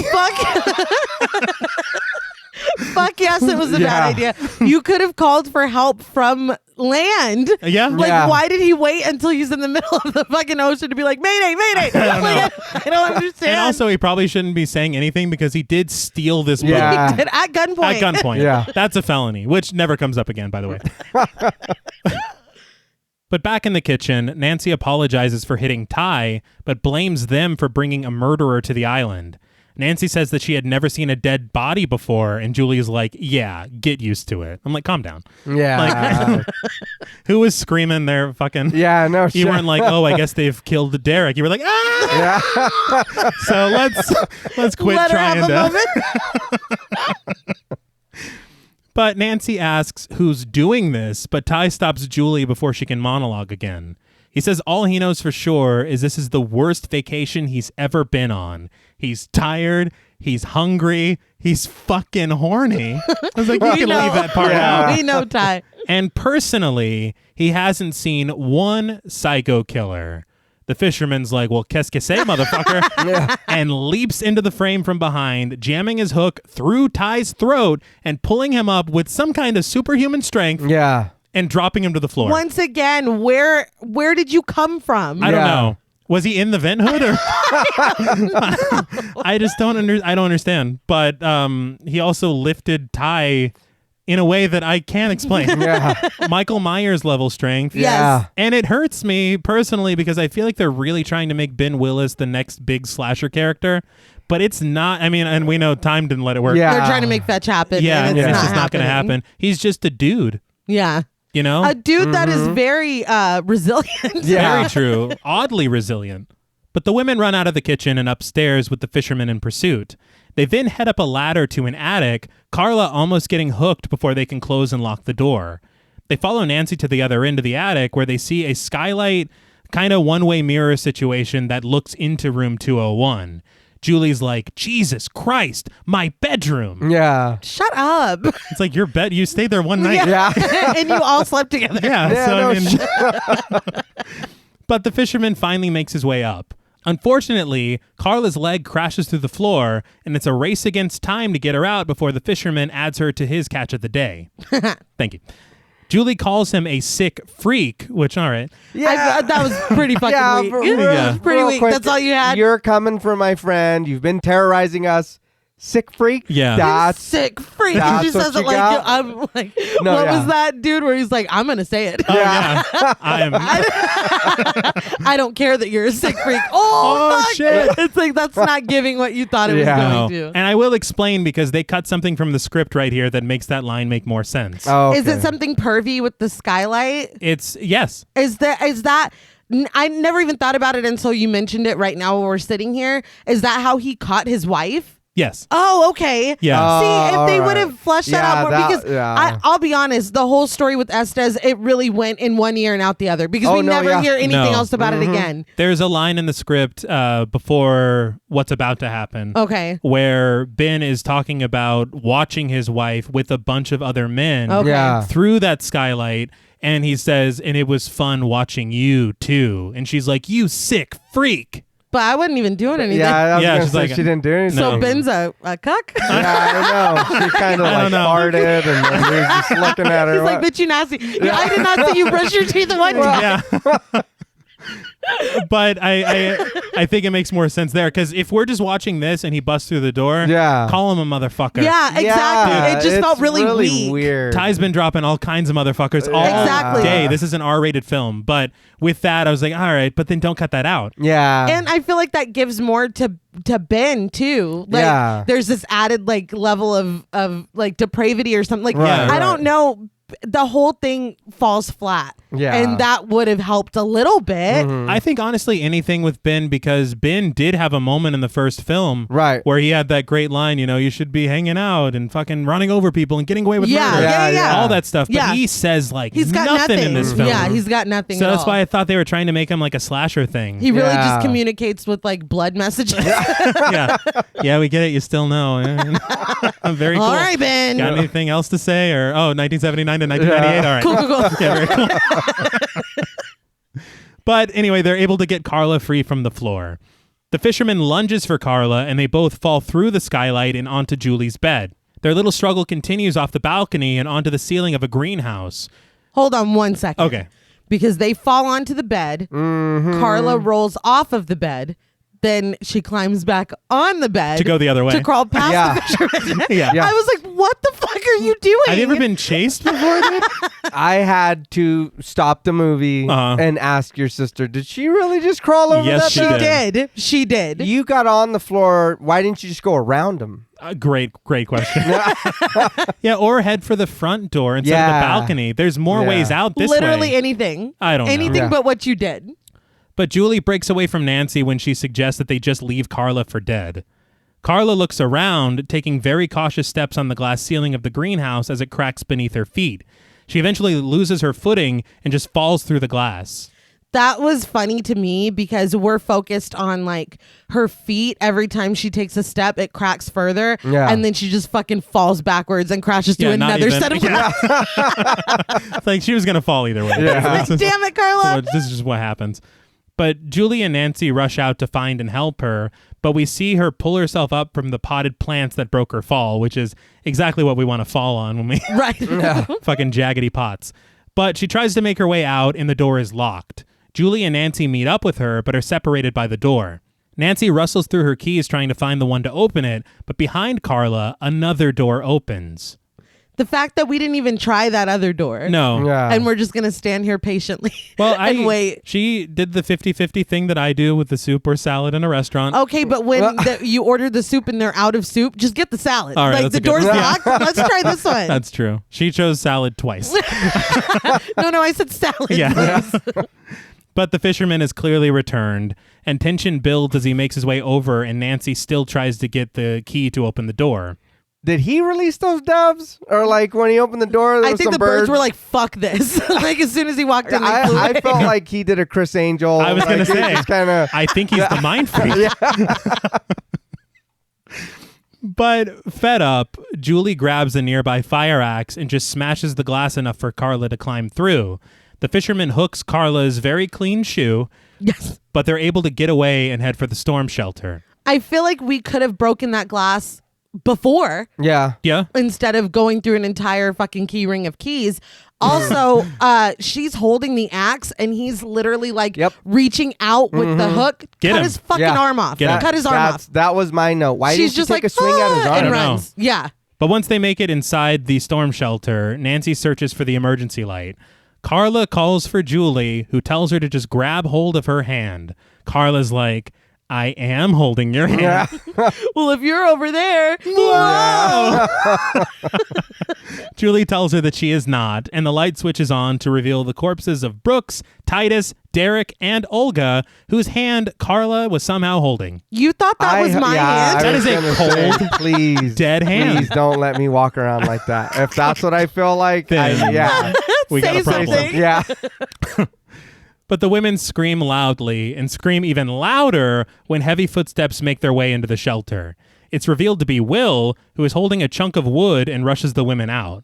This whole thing was weird to me because we've found these bodies. Uh-huh. There's nobody else here to the point where it's like, okay, I scared them. Let me hide these. Yeah. Right. Nobody else is here. No. Why did you waste time gathering them back up after you staged them to hide them in the storm shelter? Right. And That you you- didn't even know they were like, what? Did they even say that was their plan to go to the storm shelter? No, after they got outside, Nancy was like, follow me. There's a storm Oh shelter. yeah, she did. So yeah. then anybody that could have been there, maybe someone that's possibly in cahoots with anyone, could not have relayed that No. message Yeah. No. because there's no message to relay. No, Yeah. and it made no sense to me. These were all tableaued. Like Yeah. maybe Derek, because you had to do the whole no, Julie's You had to crazy. hide She it. was like, Yeah, yeah. maybe Derek. I'll give you that. Nobody else should be down here. Like this makes no sense. None. But Will takes the axe from Julie, telling them that Estes attacked him, but he's fine. He says the last time he saw the fishermen was on the beach, so he thinks that they're safe now. He throws the axe away and they head into the bar. Nancy and Carla go to look for a first aid kit when they see that Will is covered in blood, and after they exit, Julie searches for a wound on him, but she can't find one. Well, yeah, because he got hit in the fucking head. There's no reason for his stomach to be bleeding. That she just wanted to see his abs, I think. Let me just feel around a little bit more. How does this compare to Ray? But Will tells her calmly, it's because it's not his blood. His entire voice and demeanor change as he repeats himself. It's not my blood, Julie. Well, the whole thing was so suspicious. Yeah. Because even getting them back in, they're like, he's in here. Like, y'all just saw him in Yeah. here. He Uh-huh. just swiped at you with the hook. Yes. He almost got Carla's shoe. Like, that happened. We were all present for that. Will is like, no, I just saw him on the beach. It's fine. No, he didn't. Because we just saw him and they're just like, all right. Yeah. Like, what? Like, okay, well. No, no, I've seen him most recently. You don't know that. It doesn't make it. It already made no sense, and the fact that he's like, nah, like his whole like heel turn or whatever. Yeah. And she doesn't even call out for Carla or Nancy. No, and I do appreciate you using the term heel turn. You know, I'm Yeah. learning. Yeah. I'm learning. He's the bad guy. But Julie backs away and he smiles at her, asking her what her favorite radio station is. She stands in disbelief as he lunges at her, asking her once again, then putting on the voice of Mark in the Morning from Magic 96.7. He was the man on the phone. Wow. So that only raises further questions. Yeah. And I'm honestly kind of upset that they included that because I'll be honest, as a kid, I was like, holy my fucking God. shit. Yeah. It was planned from the beginning. No, like, yeah. Dude, me my too. fucking mind was blown. But I have two questions. Mm-hmm. One, why did Carla and Julie act like it was such a big deal as if they listened to this radio station every morning? Yeah. And number two, who the fuck paid for this trip? That's what the I'm biggest saying. question. This was so out of the way. Yes. Because all the variables, right? Yes. Like, first of all, the question was really left field. They're not even But the going to fact Brazil. The fact that he's like, no matter what they answer, we're just going to go on and give it to Yeah. him. Yeah. The fact that you had to weasel your way into a fourth ticket Yes. because she was trying to take Ray. You had to fly. You're Yeah. not a good No. flyer. He's like, look, it'll be worth it. It'll be worth it. I'll get her. There's so many variables that this should not have worked out. Yeah. No. I mean, just kill her at school, dude. Like, I don't. This Yeah. is just really. What it's happened so if Ray fucking would have funny. went? Yeah. Yeah, I don't know. He's like, Then damn, what? I'll get him when Yeah. Oh, he's like Just paid for their badass Yeah, vacation. God damn it. No, but he's like, the contest isn't real. I could buy another ticket. Yeah. Like, we're not confined to 4 tickets. I'm I already did like- that. I'm already $10,000 into this. Yeah. That's another What's two for 2,500. But a struggle ensues as Julie screams for help and Will drags her outside. Nancy retrieves the first aid kit, but is shocked when they turn to see Estes standing there with, it looks like either a spear or a fire poker Yeah. sticking through his entire chest. He's he's completely dry. Yeah. And I don't know why he walked all the way back to the resort just for this reveal. Yeah. I don't know. They should have found him at the graves, Right. Something. you know? No. I mean, Yeah. it would have made more sense for Will to drag him back there than to, I don't know. Yeah. I don't know. But blood pouring from his mouth, he falls on top of Nancy, who tries to get free.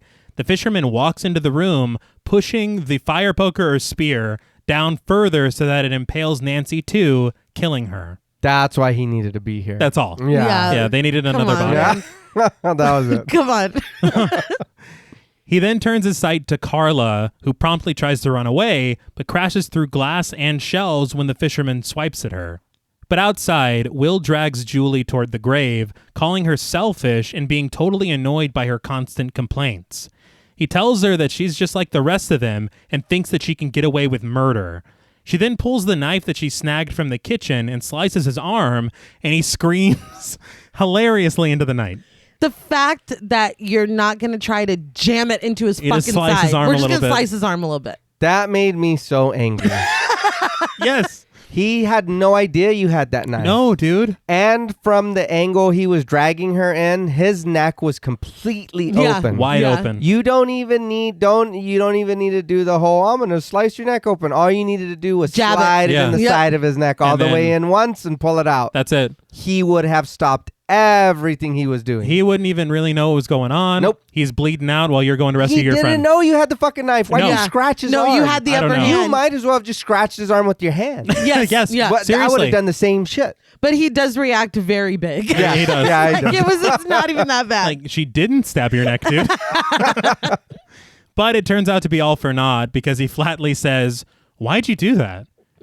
You're a bitch." I'm like, what? Yeah. Is this funny? I don't Like, know. I don't know. what? But he then knocks the wind out of her with a punch and drags her away. As they reach the graveyard, she asks him to tell her why. All right. Here it is. He's like, "You don't get it? Will Benson, Ben's son." Did I write this? This is really just me as a murderer. You got to get the pun in. You got to be like, no, if you organize this. It's No. like, this is the most ridiculous thing. Yeah. And Ben's last name is Willis. So it's really Will is Ben's son. All right. Yeah. I'm the Viola Davis gift. Yeah. I'm grabbing the purse, getting the fuck out. No, it's super. And I think the thing that bothers me the most is this would have hit a lot more if his name wasn't only said one time in the film. It was said once, Carla's screaming in the club. Yeah. It's Will Benson. Never again. Yeah. It's not like we saw it on his ticket. I Nope. forgot that was his fucking name. Yeah. It's the greatest reveal of all time. I don't know why you're not giving this the respect that it deserves. Julie should have been like, your last name's Benson? Yeah. That's the only response that makes Right. sense. So that's not your last name. No. So what is your name? Did you register at school with that fake ass name? It's like I just don't understand. And again, No. it really doesn't even need to be that. It's Enough that he's the accomplice or whatever. Yeah. He doesn't No, need to yeah. be like, my name is also a joke. Yeah. I had to pause. Your sister was like, I'm like, no. This No. it was It's just the cheesiest fucking. Yeah. It was It so. is. I got so much joy out of it. I'm not even gonna lie. And again, I feel like all of these moments are just lesser moments from the first film. Yeah. That weak ass, that's very mean. I apologize. The thing with the greenhouse and falling through the glass ceiling or whatever is supposed to be this film's Helen Shivers chase scene. Yeah. No, Does it's not not. work. It's not even close. This reveal is supposed to be her finding the pictures of the daughter on the boat and him Right, being right. like running people over, getting away with murder. Not the same thing. Not even close. I felt like you said, T, if they wouldn't have said his name so much or we wouldn't have whatever, if he would have been so fucking suspicious. the whole time. Extremely. If you would have Yeah. had some kind of personality, character. Yeah, like there, have okay, a there you go. personality, Yeah. be a real Yeah. person. Make us like you. Right. Let me tell you the twist that I was like, I wonder if this is what's going to happen because all I remembered was Ben's son. And I was like, yes. What if, and tell me this wouldn't make more sense, Okay. Carla is his girlfriend. Okay. She that's befriended why. Julie. Yeah. She keeps pushing Will. What about Will? We love Will. Let's be Yeah, with Will. yeah. Fuck Ray. Let's be with Will. Yeah. Doesn't that make more sense? Because Okay, yeah. That is good. right, No, and yeah. then it would be like this double. Oh my god, my best friend betrayed me. Yeah, like yeah. I feel like that would make more sense because Will is not like you did not come up with this on your own. Right, yeah, no. Will's of not a course. strong enough character to have been carried this No, far yeah. purely on luck. Carla, the best friend, Yes. Yeah. she is. And it would make sense of the fact that she doesn't really seem too broken up when Ty dies. Yeah. No. And yeah, that's true. She's only been dating him for 3 months. And Yeah. so that's a new thing too. Yeah. So it makes it like the plan is just coming together. Yeah. I feel like that does work. That would have That's- worked a lot. And it would have been a lot Better. more. She could have been like, you didn't have to tell me because I already knew. Yeah. You know? And then it's like, oh, shit. Well. And then Yeah. we could have a more interesting standoff. You know what also honestly would be better too? Is if Ben Willis was just actually dead. Yeah. Yes. You know, And he's, ghost? Yeah. he's avenging his father. Yes. Yeah. And the whole time it's been him with a rain slicker. Yeah. That would have been so We'd much have to better. retool some of those kills. yeah. But you know, fuck it. None of it makes sense. Yeah. You know, just No. keep it the way it is. No. But then, then if you have it just Will and Carla at the end of the showdown, Yeah. it's really cool because of what happens in a few seconds. Yeah. Right. But instead, it's not really cool at all. No. Instead, it's the opposite of that. Yes, it is quite warm. But with the whole Ben's son reveal, Julie finally understands. The fisherman appears behind her, and Will tells him, "Hi, Dad." Well, we get it. Yeah. No shit. already- Yeah. You just said it You pretty didn't need clear. Yeah. You didn't need to say that. I'm Ben's son. Yeah. But he takes off his hood to, of course, reveal Ben Willis. We already knew that. But they handle the reveal like it is him. Yeah, no, Yeah. when they were in the like crawl space or whatever in the attic, you could absolutely No, yeah. You're like, see his face. that's Muse Watson, the actor. But he takes Julie, raising the hook and telling her that it's time to die. Out of the darkness, Ray steps into view, aiming the gun and telling Ben to let her go. Ben says that Ray doesn't have it in him to kill him. He's like, he literally says, "You're no killer. That's my job." Okay, Yeah. all He right. says that. No, he does. That's a written Well, line in the that's script. enough. Yeah. No, that's enough. Yeah. Don't say no. No. All right. But Ray calls his bluff, pulling the trigger only for it to click. He's like, "I told Bobby Elvis to, Yeah. to fucking load this thing." Bobby Elvis said that he loaded it. Also, I really wanted to point out here that Julie has zero reaction to seeing Ray. Yeah. Like, Oh my God, that's She has no fucked. re- He's here too. It's like I was choosing Yeah. Will, if I'm being honest. You seen this dude's ass? But seeing that they're in no real danger, Will just tackles Ray. Yeah. Also, where's Ray's sling? He's fine now. Yeah, he's That's all what right the now, pills were for. But a fight ensues between them, Will fucking Ray up at every turn. Julie tries to bite Ben's hand to get away, but he just punches her in the face for it. As Will kicks Ray in the ribs, he says he would have shared Julie with him. He punches Ray in the face, telling him to think of all the things that they'll do to Julie.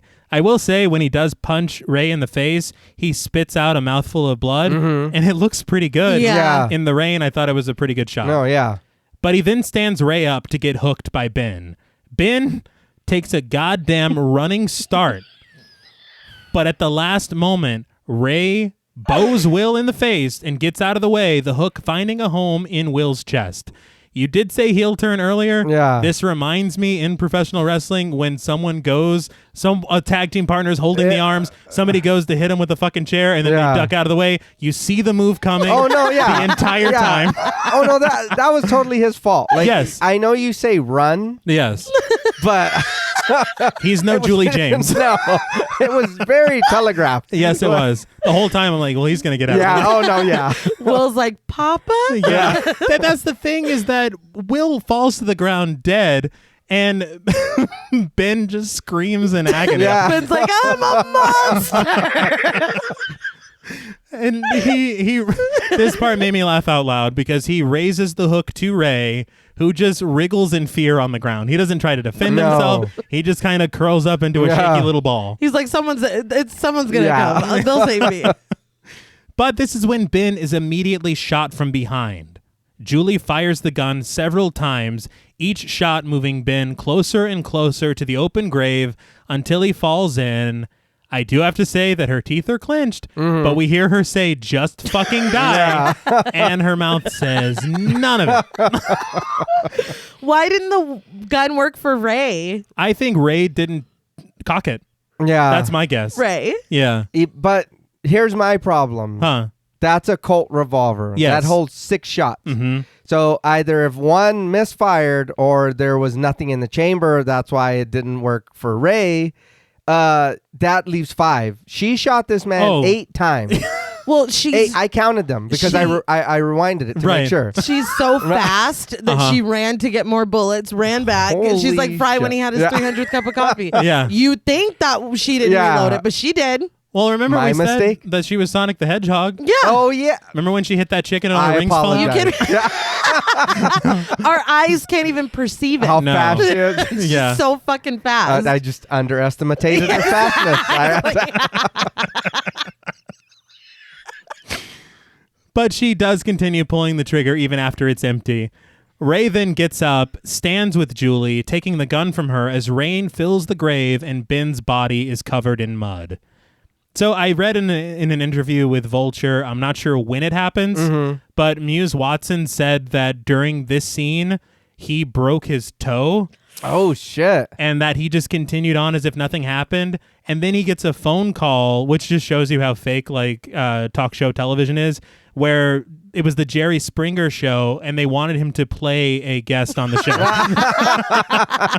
And so he had to go there and pretend that he was normal and fine. And he took a fall with his broken toe on the Jerry Springer show. He fell off the stage and he's like, it was a lot. Yeah. You mean to tell me that Jerry Springer wasn't real? He was real. He was real. He was, yeah.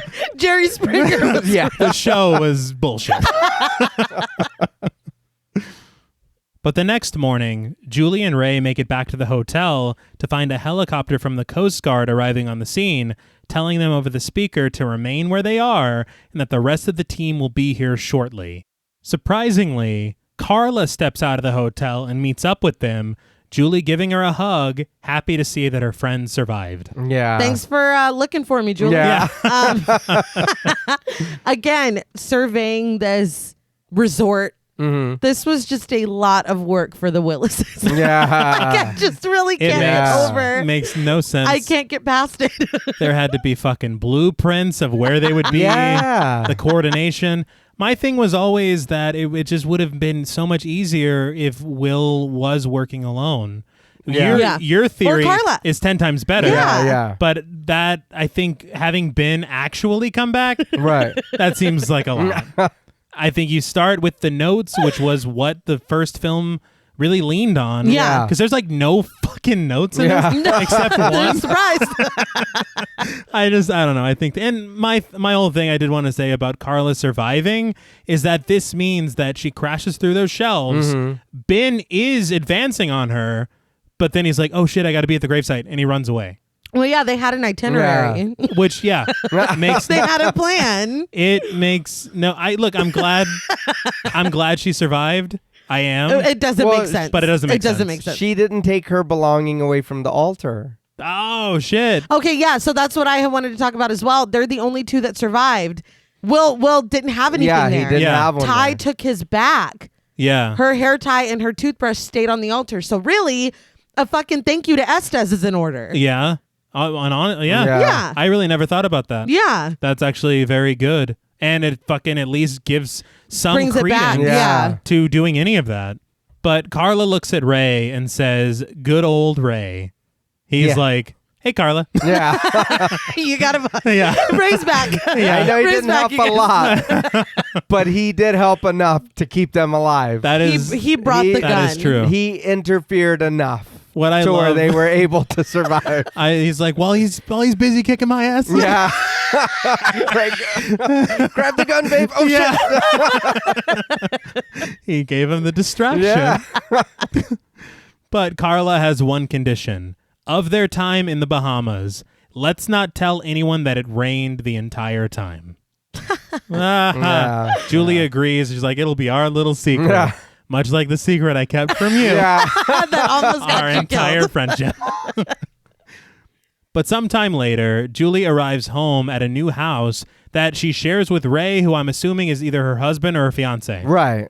But before heading to bed that night, Ray brushes his teeth and Julie checks the locks again on the front door. This transition was really weird for me because she shows up during the day and she's going through the mail. Yes. Yeah. And I was like, oh, so we're going to get another note. Yeah, yeah. And then she goes inside and then it's bedtime. Yeah. I was like, It's night. what was that whole thing for? Yeah. She's wearing a completely different outfit. Yeah. And, And also, I mean, we're buying this house on struggling fishermen and full-time student money. I don't know. Maybe this Sure. is several years Yeah. later. Okay. All right. I don't know. But he does say something about her falling asleep on the couch. So they were watching a movie. Yeah.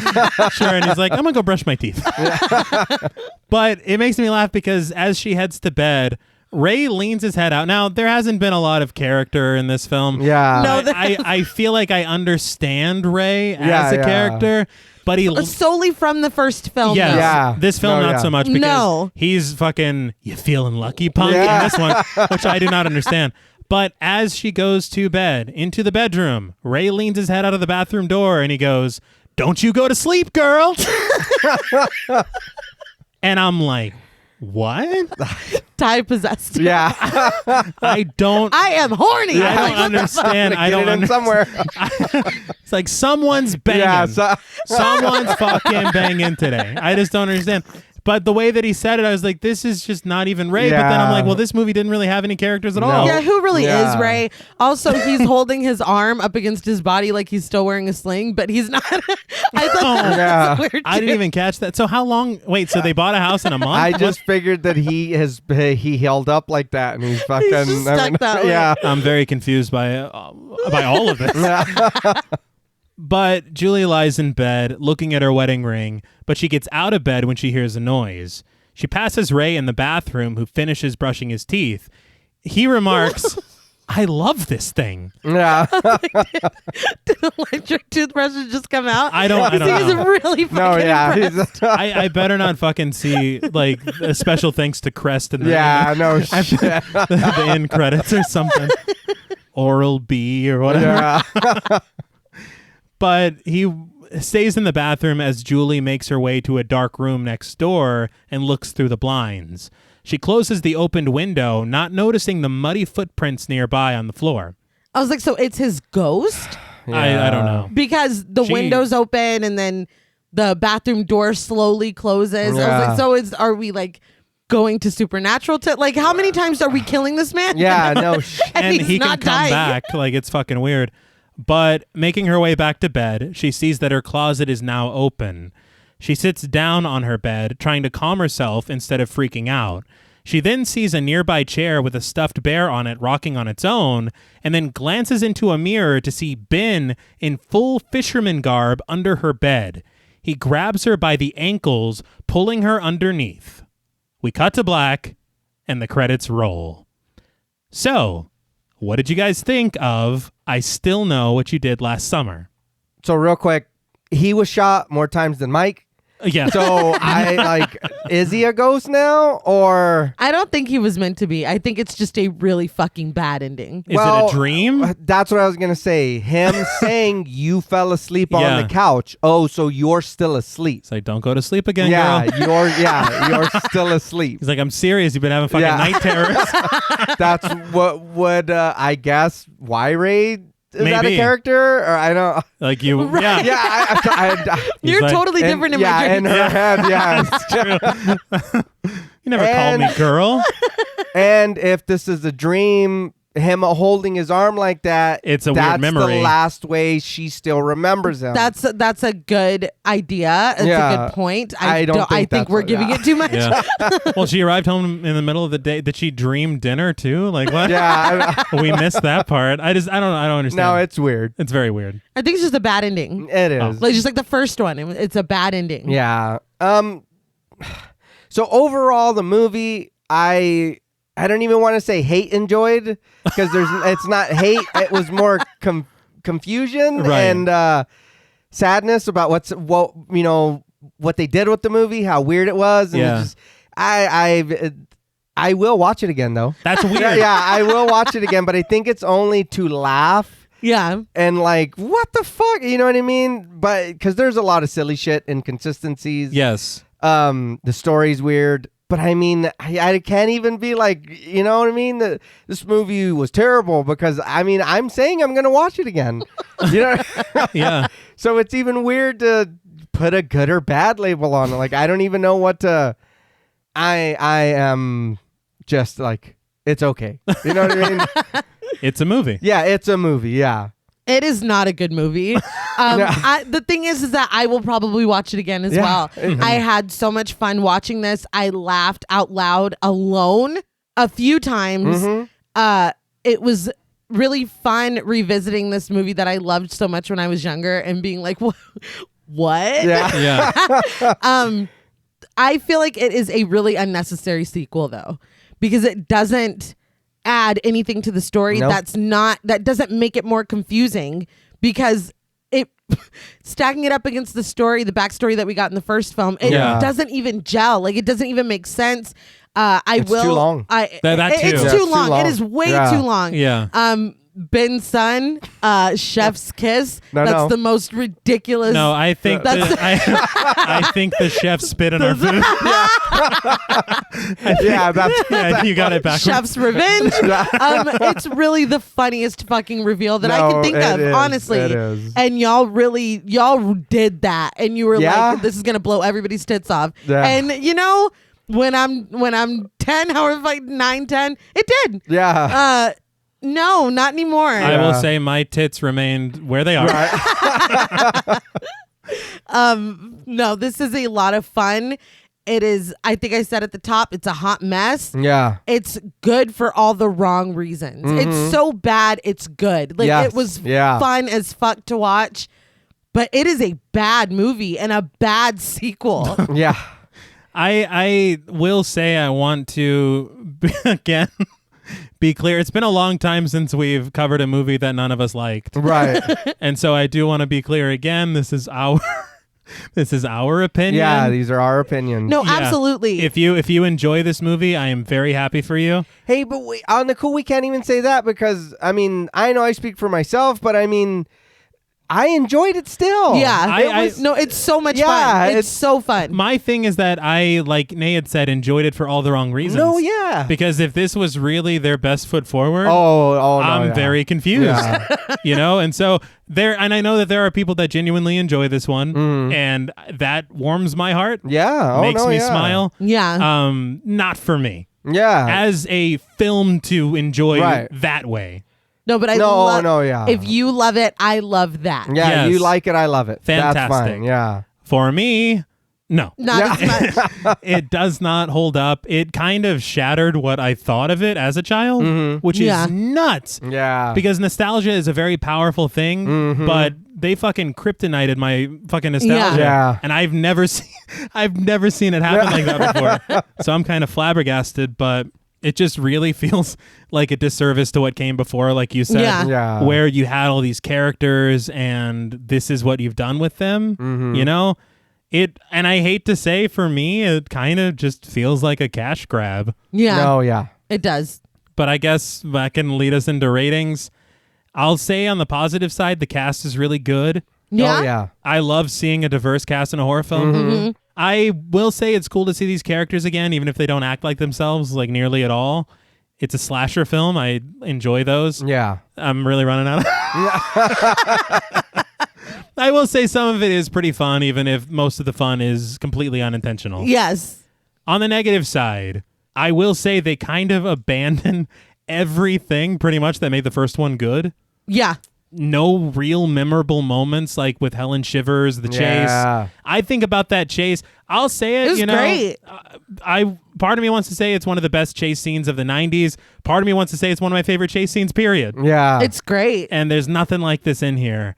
I do think that it is an incredibly odd plot that really makes no sense if you try to pick it apart for 1 second. Yeah.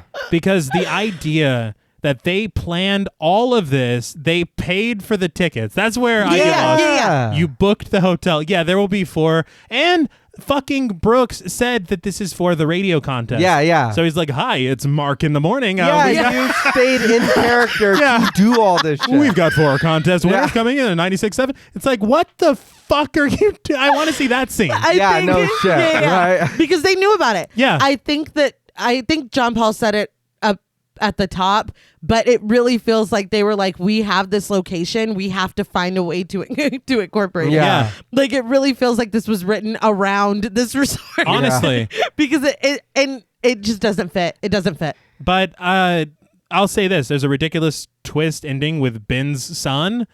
And then there is just a completely nonsensical ending. Yeah, with the flat. Yeah. under the bed, Yeah. yeah. And then it's just over, and then a song plays, and then it ends, and then Jennifer Love Hewitt's song. Yeah. So, I mean, I don't know, man. But it's not for me. I will watch it again, though. Yeah. Absolutely. Which is strange, but here we are. Yeah. So, for me, out of 10 contrived radio contests, I am going to give I Still Know What You Did Last Summer 4 contrived radio contests out of 10. That's me. Yeah. I'm spent. All right. And I will now open the floor. I think we've already kind of said everything. Yeah. Kind of, you know. I think the movie's had enough. He's already I think- dead. we can't pull over any further. No. Like this is it. It's There's no more Yeah. over. No. like you said, the movie is if you sit there and you pick it apart, this thing's just gonna fall to pieces. Yeah. Yeah. Like and then you saying that does hurt it a lot more for me because the beginning did have Yes. characters. Yeah. We cared. These people here, not really, you know, and that too, if you're gonna make it around this resort, you should have just started here. Make the story about them being here already, or maybe you're here for something for a while, or the way to get them here did not come off right. Like that. I see what you're trying to do, But no. yeah, no. Let's figure out a way to be there already, or something. Something. Or say it's a different location, or do something. Why? I mean, I don't know. The cast, great. Yes. You know what I mean? Yeah. I did like it. The kills were okay. Jack Black. Yeah. I mean, he was my favorite. I mean, but I will say this. My score for this was originally a 6 because I was like, okay, you know what All I right. mean? And I was like, I want to be a little generous because I did like everybody in the movie. But then the more we talked about it, it's like, okay, we enjoyed the cast in the movie. Yeah. But did everybody else who made the movie? It's like you had this great cast. Yeah. Why did we do this? Why did we do this to this movie?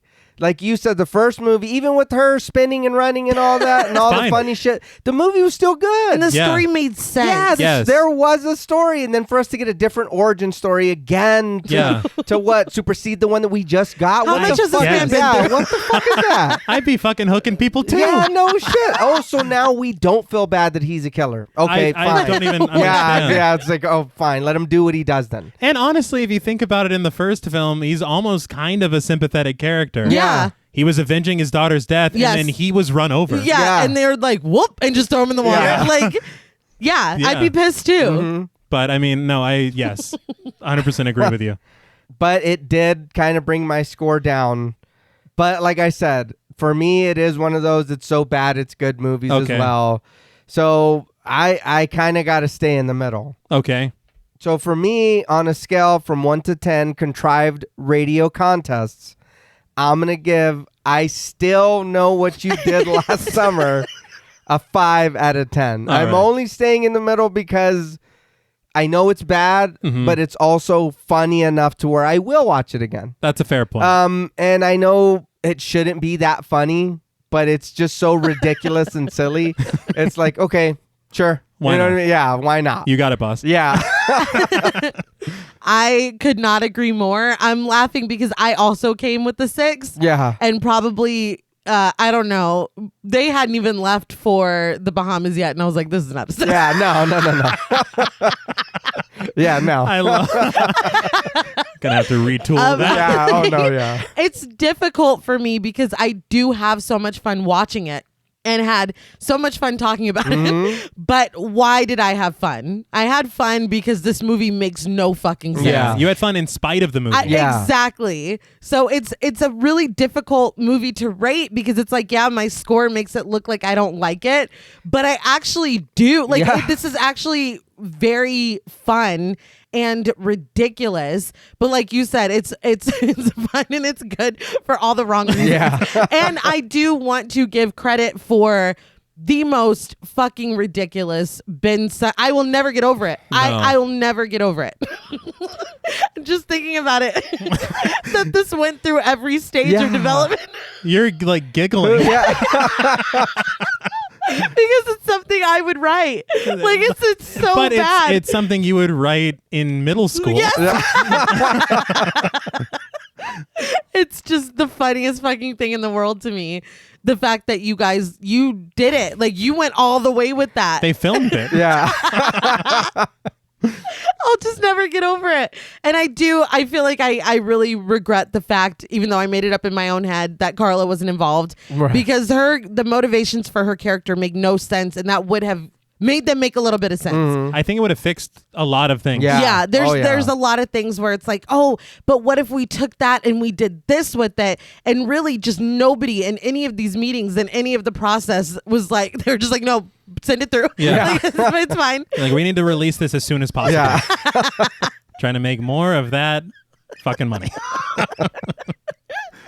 But what really hurts this is the fact that it doesn't make sense. Right. And this is such an elaborate plot for father and son to have developed with contingencies that if one thing goes wrong, all of this falls apart. Yeah.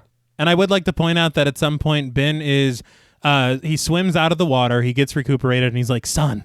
He calls him on the phone. He's like, I got an idea. Like, at what point? Like, whose idea? First, we need to enroll you in school. Yeah. And you need to take this specific class. Yeah. Don't sit next to her. Because then she'll know. Yeah. But you can't be Willis. No. You know what? I just thought of it. Yeah. I've created a fake identity for you. It's just the funniest shit in the world. I'm really torn on my score. So I think I'm just going to go right in the middle of both of y'all because you're both right. And again, I know that this is a less than average score, but I really did have the time of my life. Want to make that So clear. yes, I want to make that clear. On a scale from 1 to 10, contrived radio contest, That's it. I'm going to give I Still Know What You Did Last Summer a 4.5. All right. No, Please, that's fair. please do not be dismayed because this is the funniest shit. Like this, Yes. I had so much fun Oh, watching this for the show. Yes. Sitting here and recording this. This was the fucking, this was Yeah. a Oh, no, blast. yeah. I will say, because I did not know this until recently, but there's actually a third film in this series. It's called I'll Always Know What You Did Last Summer. They're still adding words. Yeah. We still know it. Yeah, it's like, what the fuck? And I will never forget. Yeah. It's like, No, stop. Well, that's all from us at Pod Mortem. What would you rate I Still Know What You Did Last Summer, and what should we watch next? Let us know on Twitter at the Pod Mortem. Don't forget to follow us on Instagram and like us on Facebook. Be sure to follow each of us on Twitter at TravisMWH, at Blood and Smoke, and at RealStreeter84. Please consider pledging to our Patreon and stay tuned until after the music for a special thank you to our Wendigo Getter patrons. And remember, while it's possible to get a lucky break, sometimes you have to wonder, what's the catch? Until next time.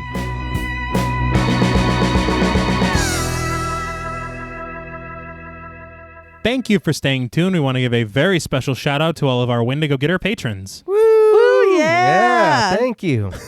Remember when she did that earlier? I remember that.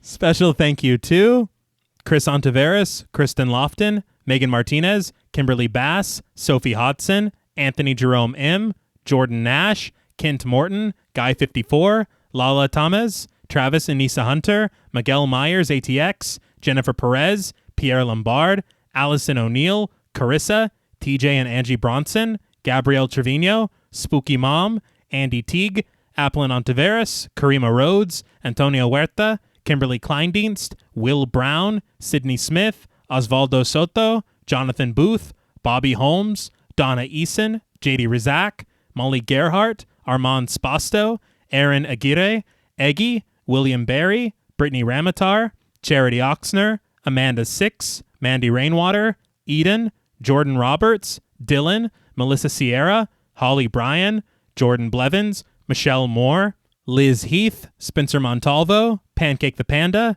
John Ramos, Michael Newting, Alexis Roberts, Dan Laveau, Itzy M., Gary Horton, Amanda Aliff, Leisha Olivier, Kate Lamp, Carlos and Sydney, Jessica Hunter, Helena Rudder, Alan Johnston, Mariah, Livy Fun, Mandy M., Scott Troutman, Towton Watson, Mozzie Bear, Brittany G., Dave Burke, Adrian Stakes, Craig Kowalski, Daniel McGinnis, Nick Spill, Emma Hagel-Kissinger, Ashley Weidman, Angelica Cornelius Witt, Valerie G., JSL, and Emiliana. Woo! Thank you all so much. Yes. We want to thank you so much for all your support, and we are so glad that you're hooked on our show. Didn't you sell us? It doesn't matter. Does not matter. Until next time.